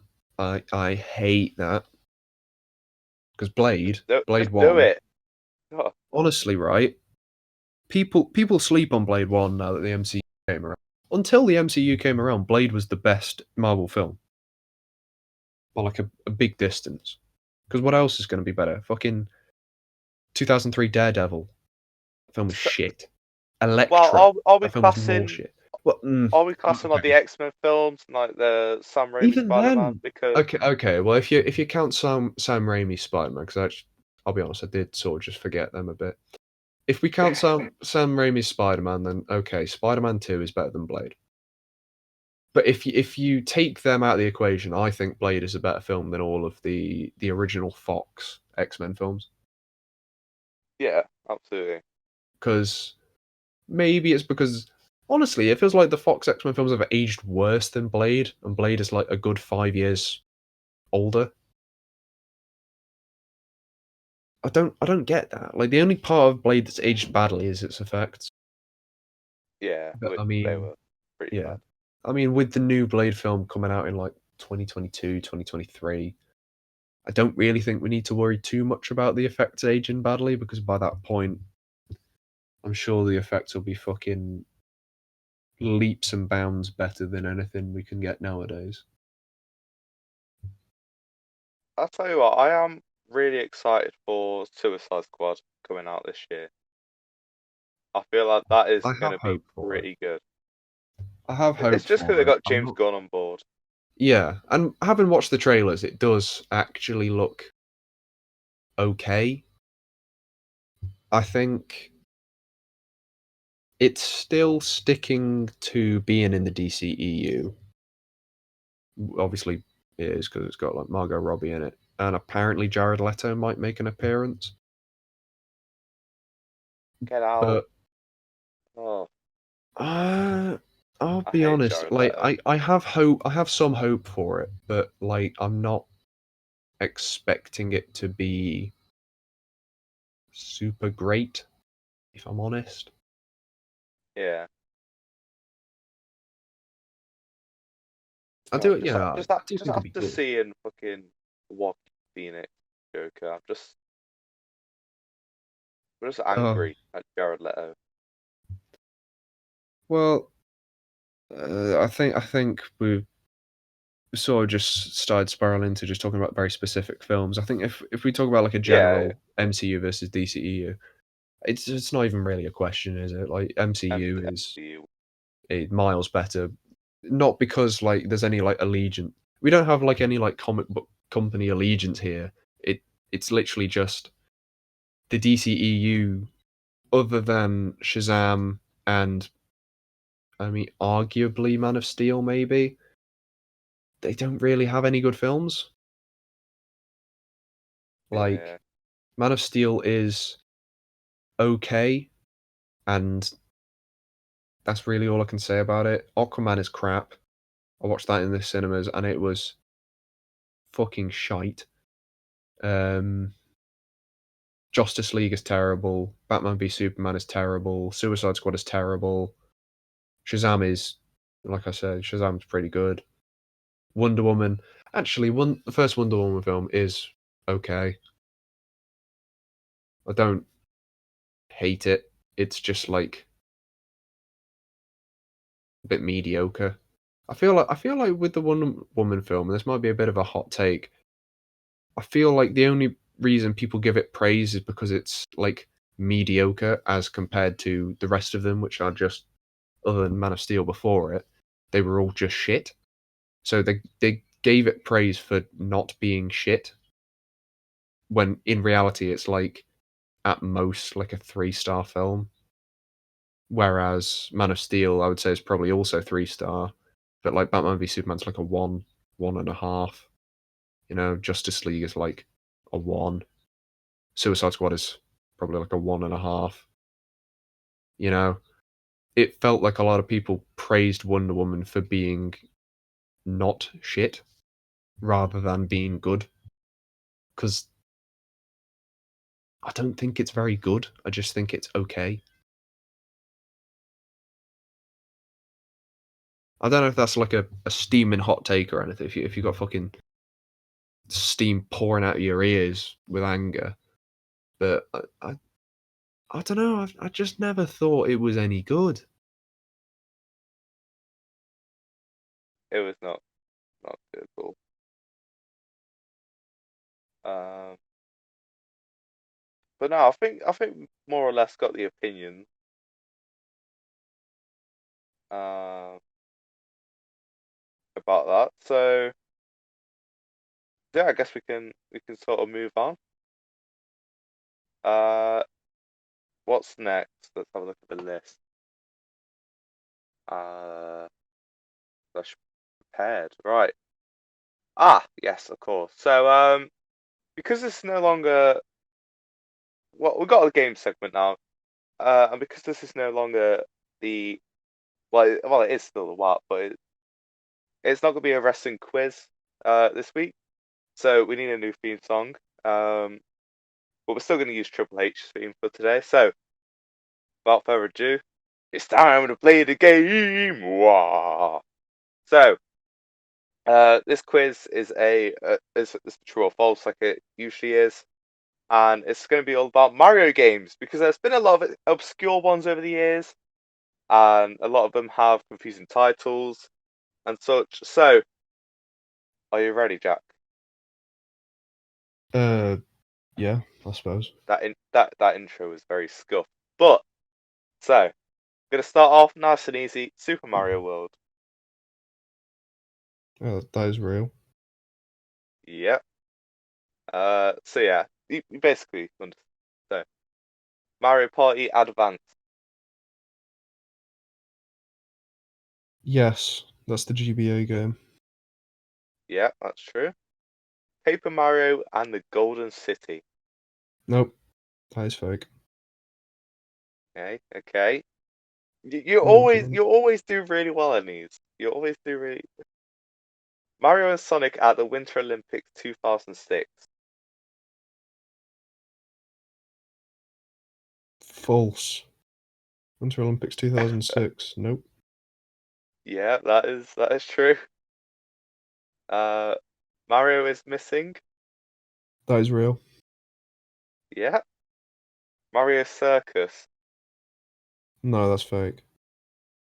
How are you so good at these? Okay, this next one will really catch you out. Mario and Hmm. Luigi versus Joe, Dick and Balls and Jobber Jack. Oh god. Um. Oh, that's hard. Oh. I'm gonna say fake. That is face. Oh, Wait, I can't face? believe That is that. fake. Mario Kart. Just Mario Kart. Just Mario Kart. That's fake. There's no game called Just Mario Ah, I Kart. was hoping that one would catch you out. No, Super Mario That's a Kart, the first one, Super mate. Mario Kart. Yeah. Mario teaches typing. Mario teaches typing. That's real, isn't it? Yeah. Mario plus Rabbids Kingdom War. Oh, eesh.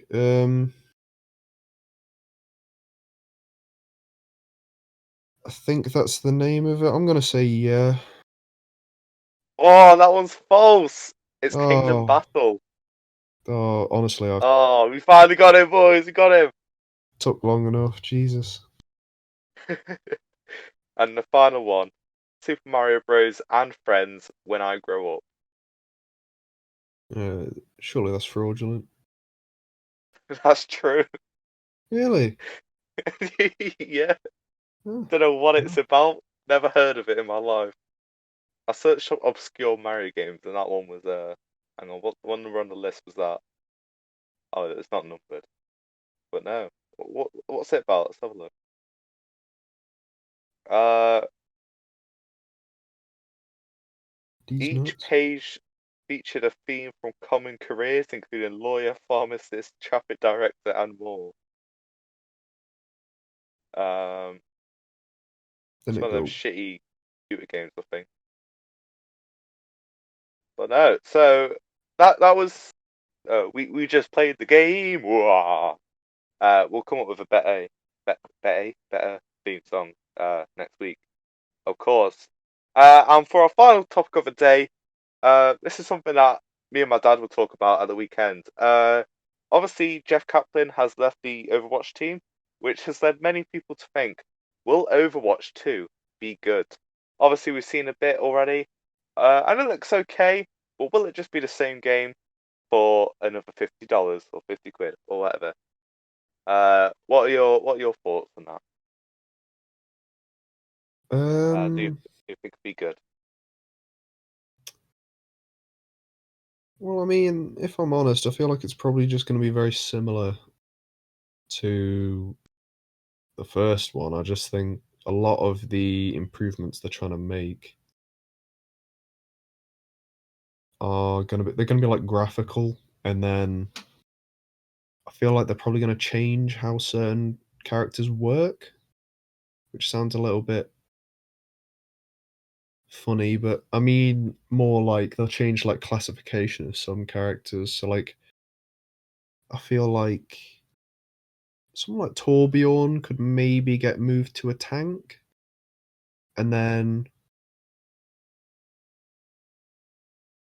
I don't know. You could probably move Moira to DPS as well, because for those of you who don't know, me and Joe and another one of our friends play Overwatch quite a lot. So we know what we're talking about vaguely here, um, Well, but more or less. we're not good. Yeah, we're not Uh, good, but we play the game. So, but I, I'm a Moira main. I think that's quite safe to say. I think, yeah, Moira, you could probably move to like a DPS.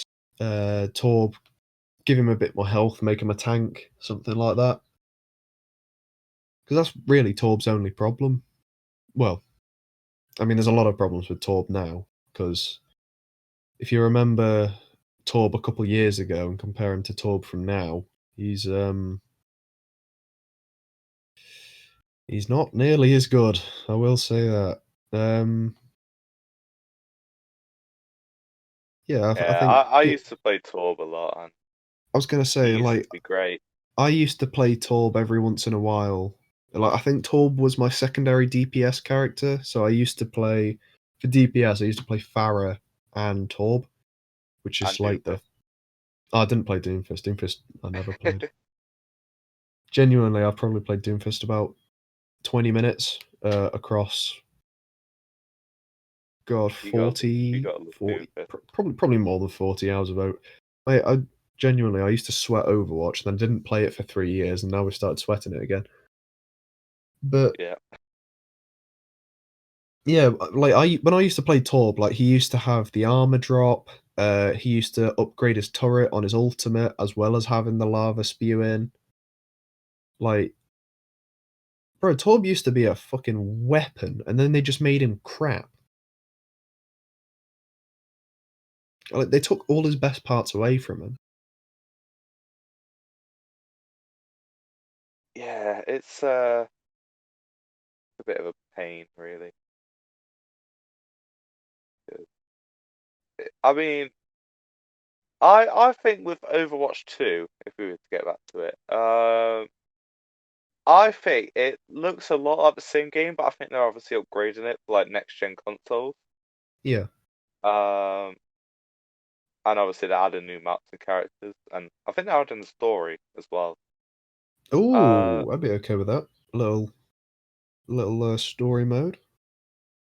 I think Because the I best do like part story modes. about I think the best part about games with stories that aren't actually in the game, like so say for example, the Overwatch, obviously the story is the cinematics and like Yeah, every like they do the yeah, art you content. get the story through like the lore and like character announcements, and then like cutscenes for things like Storm Rising, Retribution, all that shit.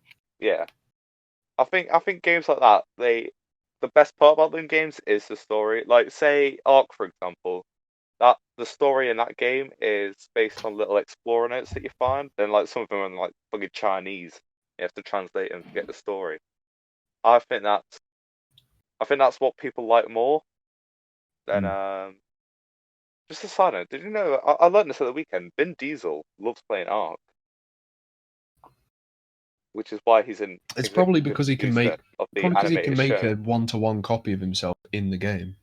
He could, but no, we'll, You we'll, just press we'll the have to talk random about button a Ark. couple times, he can make himself. But yeah, back to Overwatch. Oh, Vin Diesel. But Yeah, I think if they but do add a story mode to Overwatch, I think that will well, I think it'll be a good thing.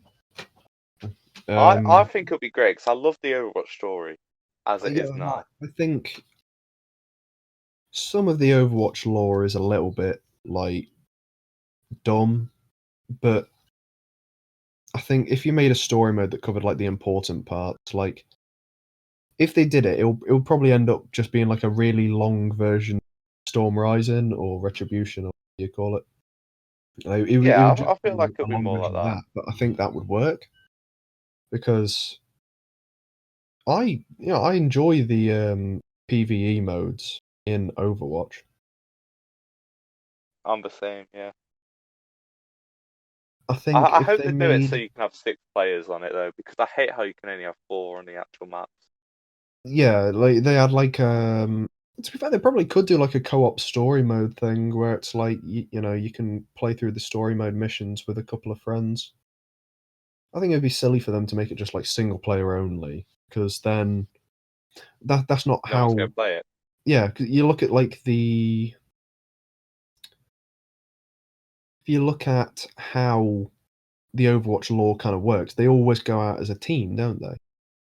Yeah, So it's it literally would a only team. make sense Like to if this. yeah, exactly. So it would only make sense if what you're doing is um if what they do is like a story mode where you do PvE and they do like they do it in like a mission system rather than like, you know, you do one and then you have a cutscene and then you go straight into the next level.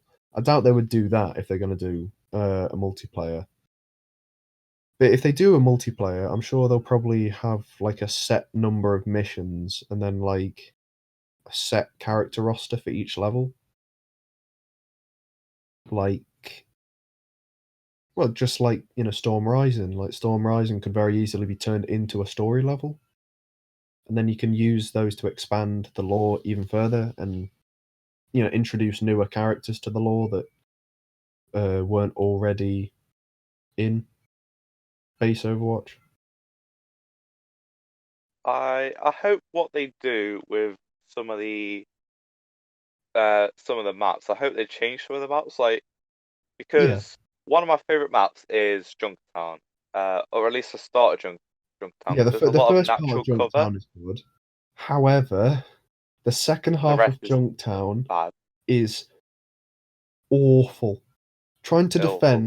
Trying to defend on the second half of Junktown is genuinely the worst experience I think I've ever had in Overwatch. I cry. It's bad, bro. It's But really no, not good. But yeah, the good part about the first part about Junkertown, well, unless you're defending because you have to walk like 100 miles, um, Yeah, you do, to be is fair. there's a lot of natural cover, which I love because when you have a team with just shit tank, it's very comforting to know that you'll still get cover from fire to just like heal up quickly or whatever you need to do. Um, but yeah, that's what I like about it. And I think like maps like Icon Walls, they're really bad for natural cover. Oh, that's the castle one, isn't it? Yeah, it's not great. I think the In terms of first. level design, I think my problem with Iconwald is it's way too easy to take point on Iconwald. it is. Yeah. Like genuinely, as soon as one person gets taken out on that, like you can just take the point so quickly because it's the place you spawn is too close to the point. I think with maps like the moon base, I like the moon base map actually. I think it's quite good.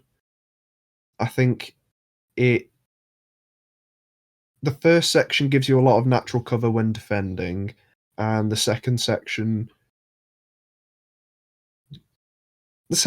a little worse, especially when defending, because you're pretty much just stuck in just like a big open square where there's like three entrances for them to come at you from. But Correct me if I'm wrong, but doesn't the Lunar map have the things that go like the barricades that go up and down? Second part, or is that another uh, map? honestly, I can't think. No, Uh, that's fucking Busan. I'm thinking of yes, yes, yeah, yeah. that I've seen. Busan's another map that honestly I hope they keep Busan because I actually like the Busan. Well, I I think that's like a well balanced map, except for the one where it's like the big gong or bell in the middle, whatever it is. That yeah. one can I fuck them up. think that one. Actually, no, I don't mind that one. I think the worst one No, is when I you have to hate go it. to. I think the worst map for Busan is when you have to go to match 3. That's the Uh, worst one. Where it's literally it's like below like a bridge or something. It's like a small rectangle.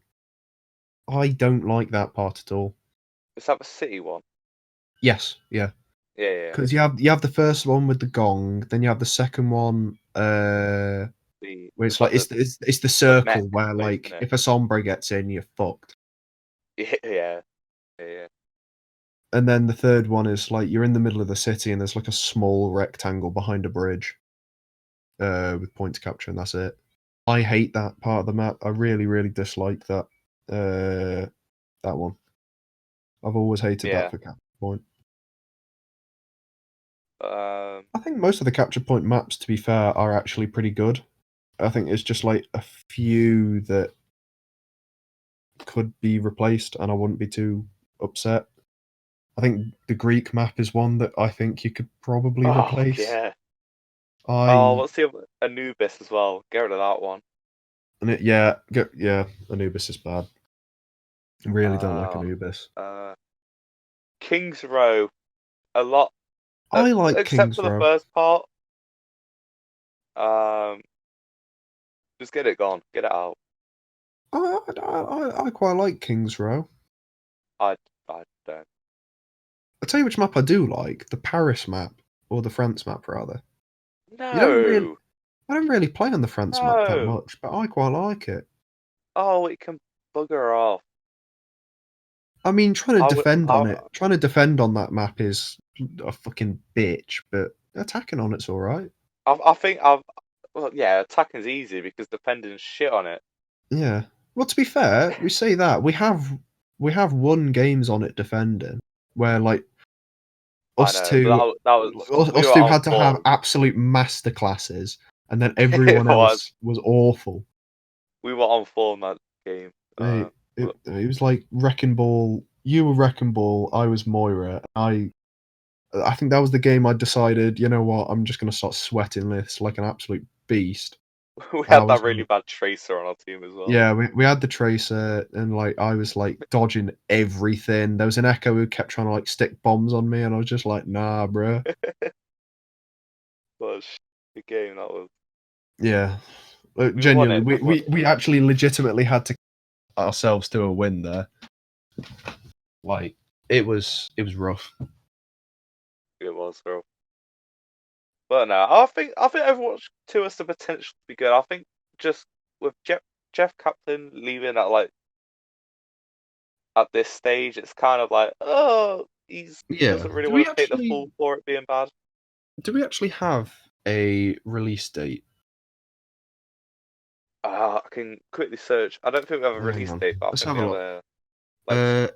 Overwatch 2, well, they do have an actual website for it, to be fair, where Oh, it's the official Overwatch 2 website. They've changed a couple of designs, to be fair. Mercy, May's got longer hair.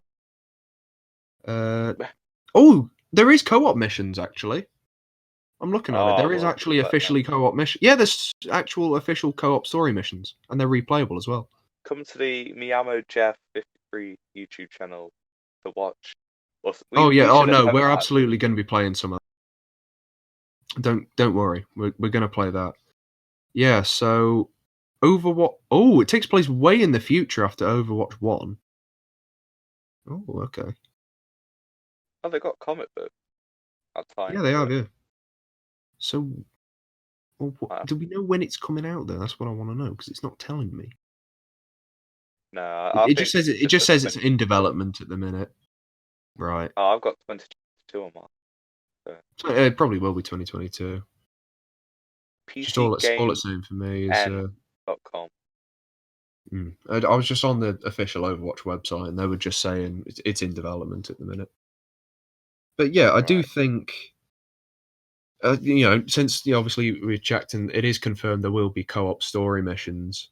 You can guarantee we'll probably be playing that on the channel, either mine or Joe's, Or both.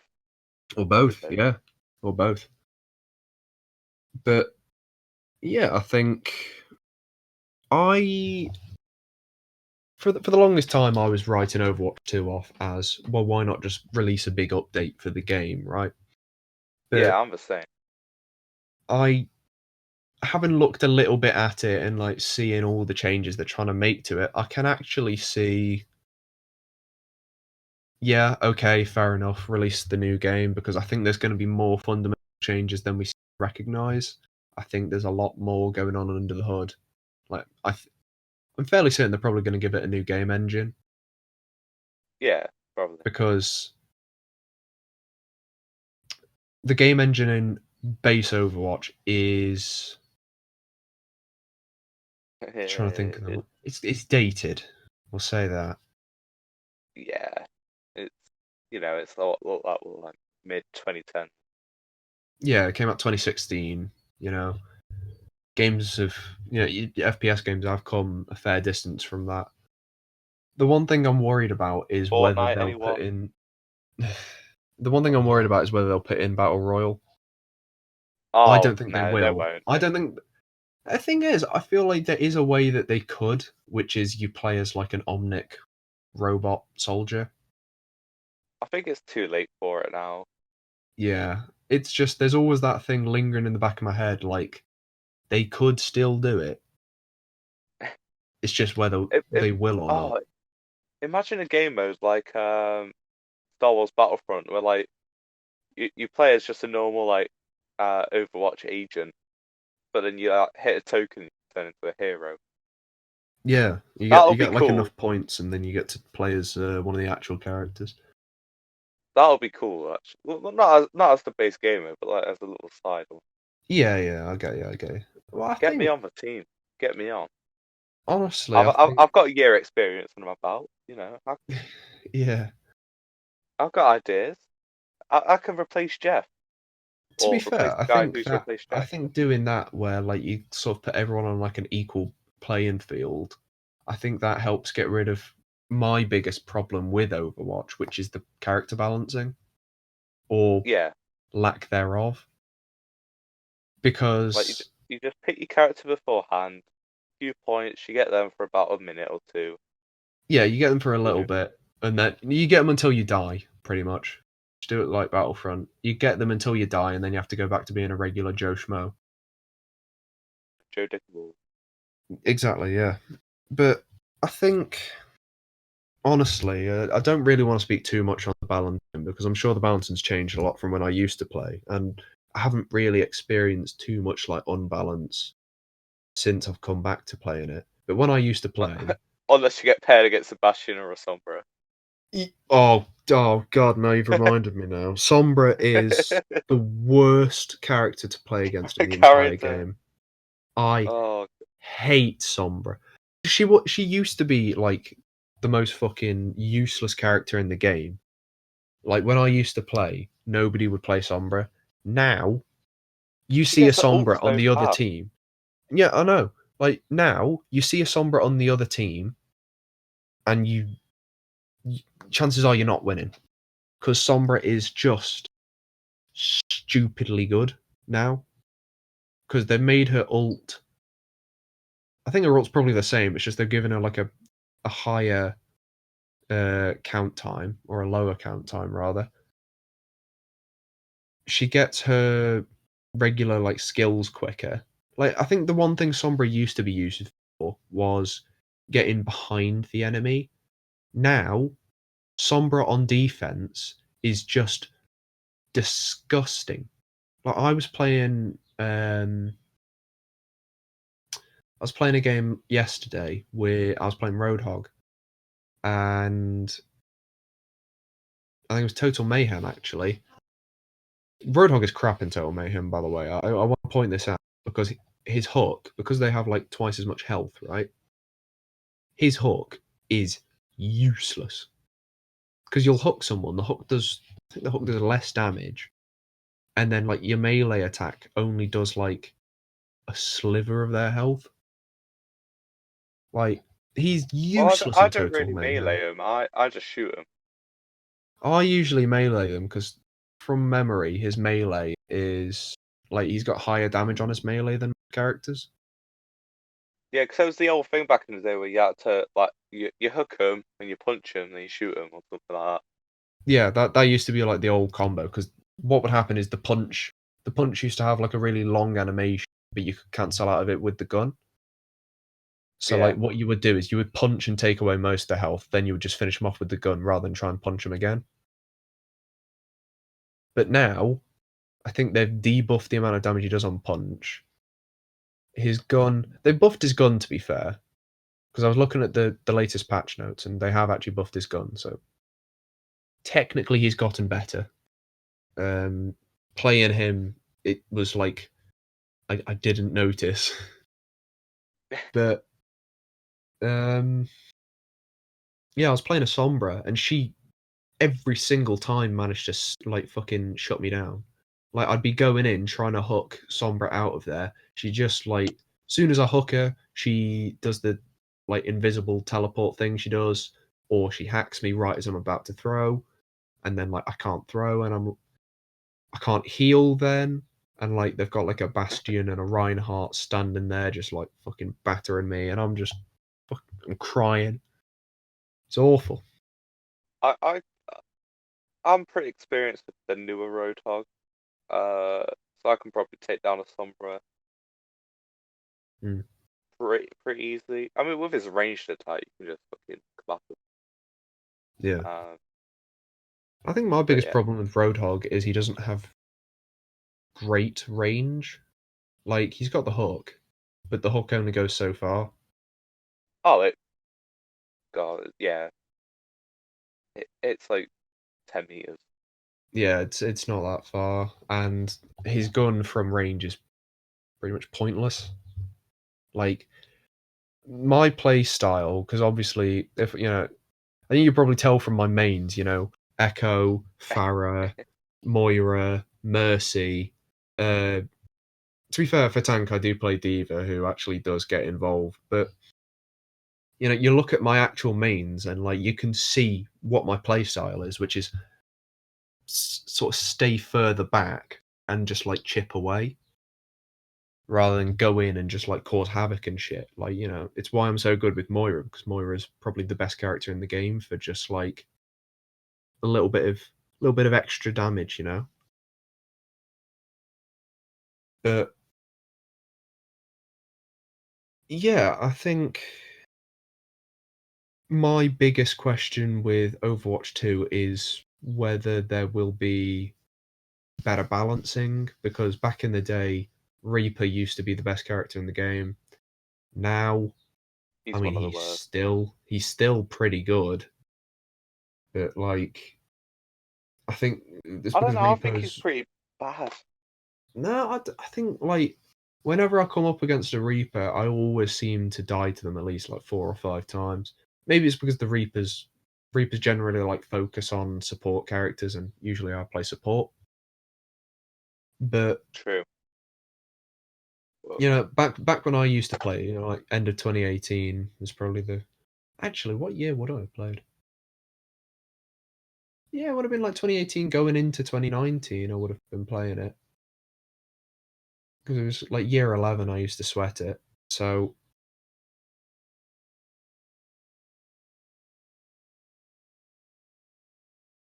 but um, yeah, I think, you know, back in the day, the most broken characters used to be Reaper, Torbjorn, Mercy was always the most broken support. And no, not Anna, the other one, Brigitte. Brigitte used to be like broken as hell. oh god, Brigitte in the old days. Oh Brigitte no. in the old days could go in and single-handedly just ruin a team by herself. Like, you use rally to me, chuck a couple Rally armors to me. down, mate. She's battering a team. She used to Yeah. be so OP. I hated playing against Brigitte.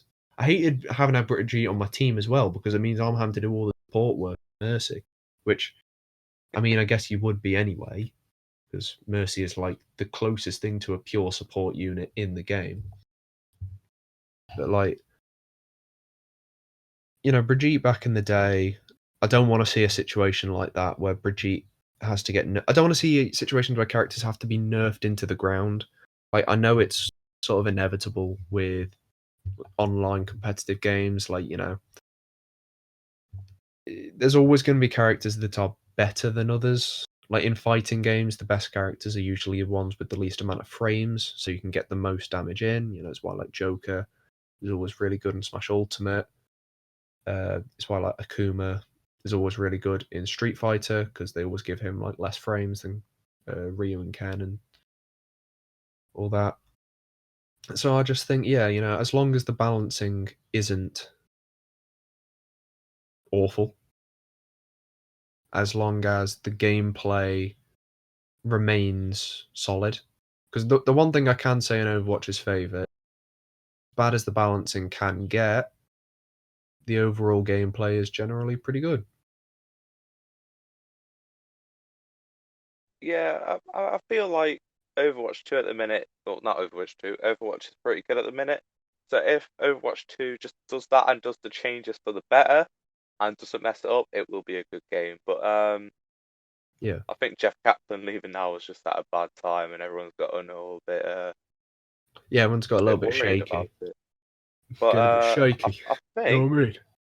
I think that's I think that's pretty much Yeah, that's pretty much everything we've all got to to say for say. this week. Been a long episode. Uh, can I just quickly say, for all the people watching, please let us know how this format turned out, because you know it we really want to know. Um, yeah, because we don't know yeah, how you it know, is really. like if you I will guys be want checking the like comments. yeah, if you Uh, guys want a better split of things, like for example, like maybe we reduce the wrestling stuff a little bit, or maybe don't talk about it for as long, because I think we spent like quite a while talking about wrestling this week. We spent a long time on only really 4 topics. I think if we, you know, if you guys want maybe a little less wrestling, maybe focus on more stuff, you know, maybe we can do that. If you guys want more wrestling, then, you know, just tell us. You know, any feedback is appreciated in the comment section, or, you know, you can yeah. tell us in person if you really really want. But no, please don't. Yeah, actually, don't do Please that. don't tell us in person. Do not come to our houses and tell. Tell us from 2 meters away. But Yes, yeah. Message us on like Instagram or something if you really have to. Also, it doesn't just have to be like weird things. Like we could talk about anything. So music. Yeah, literally, we could just talk about anything because the one thing I think Theme we're good song, at in this podcast is just waffling. waffling. The Waffling Answers podcast. There you go. That's the new name for when we eventually drop wrestling completely. We call it the Waffling Answers podcast. I will convince Jack to let us use the acronym of SUS as well. It's going to take a lot of I'll convincing. figure it out. Yeah, you'll have to figure out what it actually means because I'm not just going to start calling it sus. The sus podcast. Ding ding ding ding ding ding ding. Oh god. But no. So yeah. God, if you wanna, do the outro.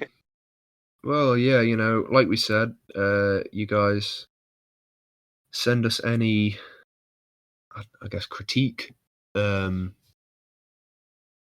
pointers on how you want us to improve this new format.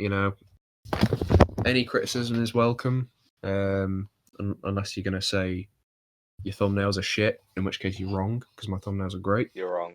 Get out. No, you're wrong because my thumbnails are incredible. They are Mr. Incredible. Not as good as Tereki on Terra. They are better. They are better thumbnails than mine. But to be fair, most of his best thumbnails I helped him with, so keep that in mind. His thumbnails are just me at this point. You has to just have a collage on my face. Hey, you should see. Like, you should see the Rocket League. You made one for Rocket League once. I helped him with it. That's a fucking work of art. Genuinely, I've not seen that one.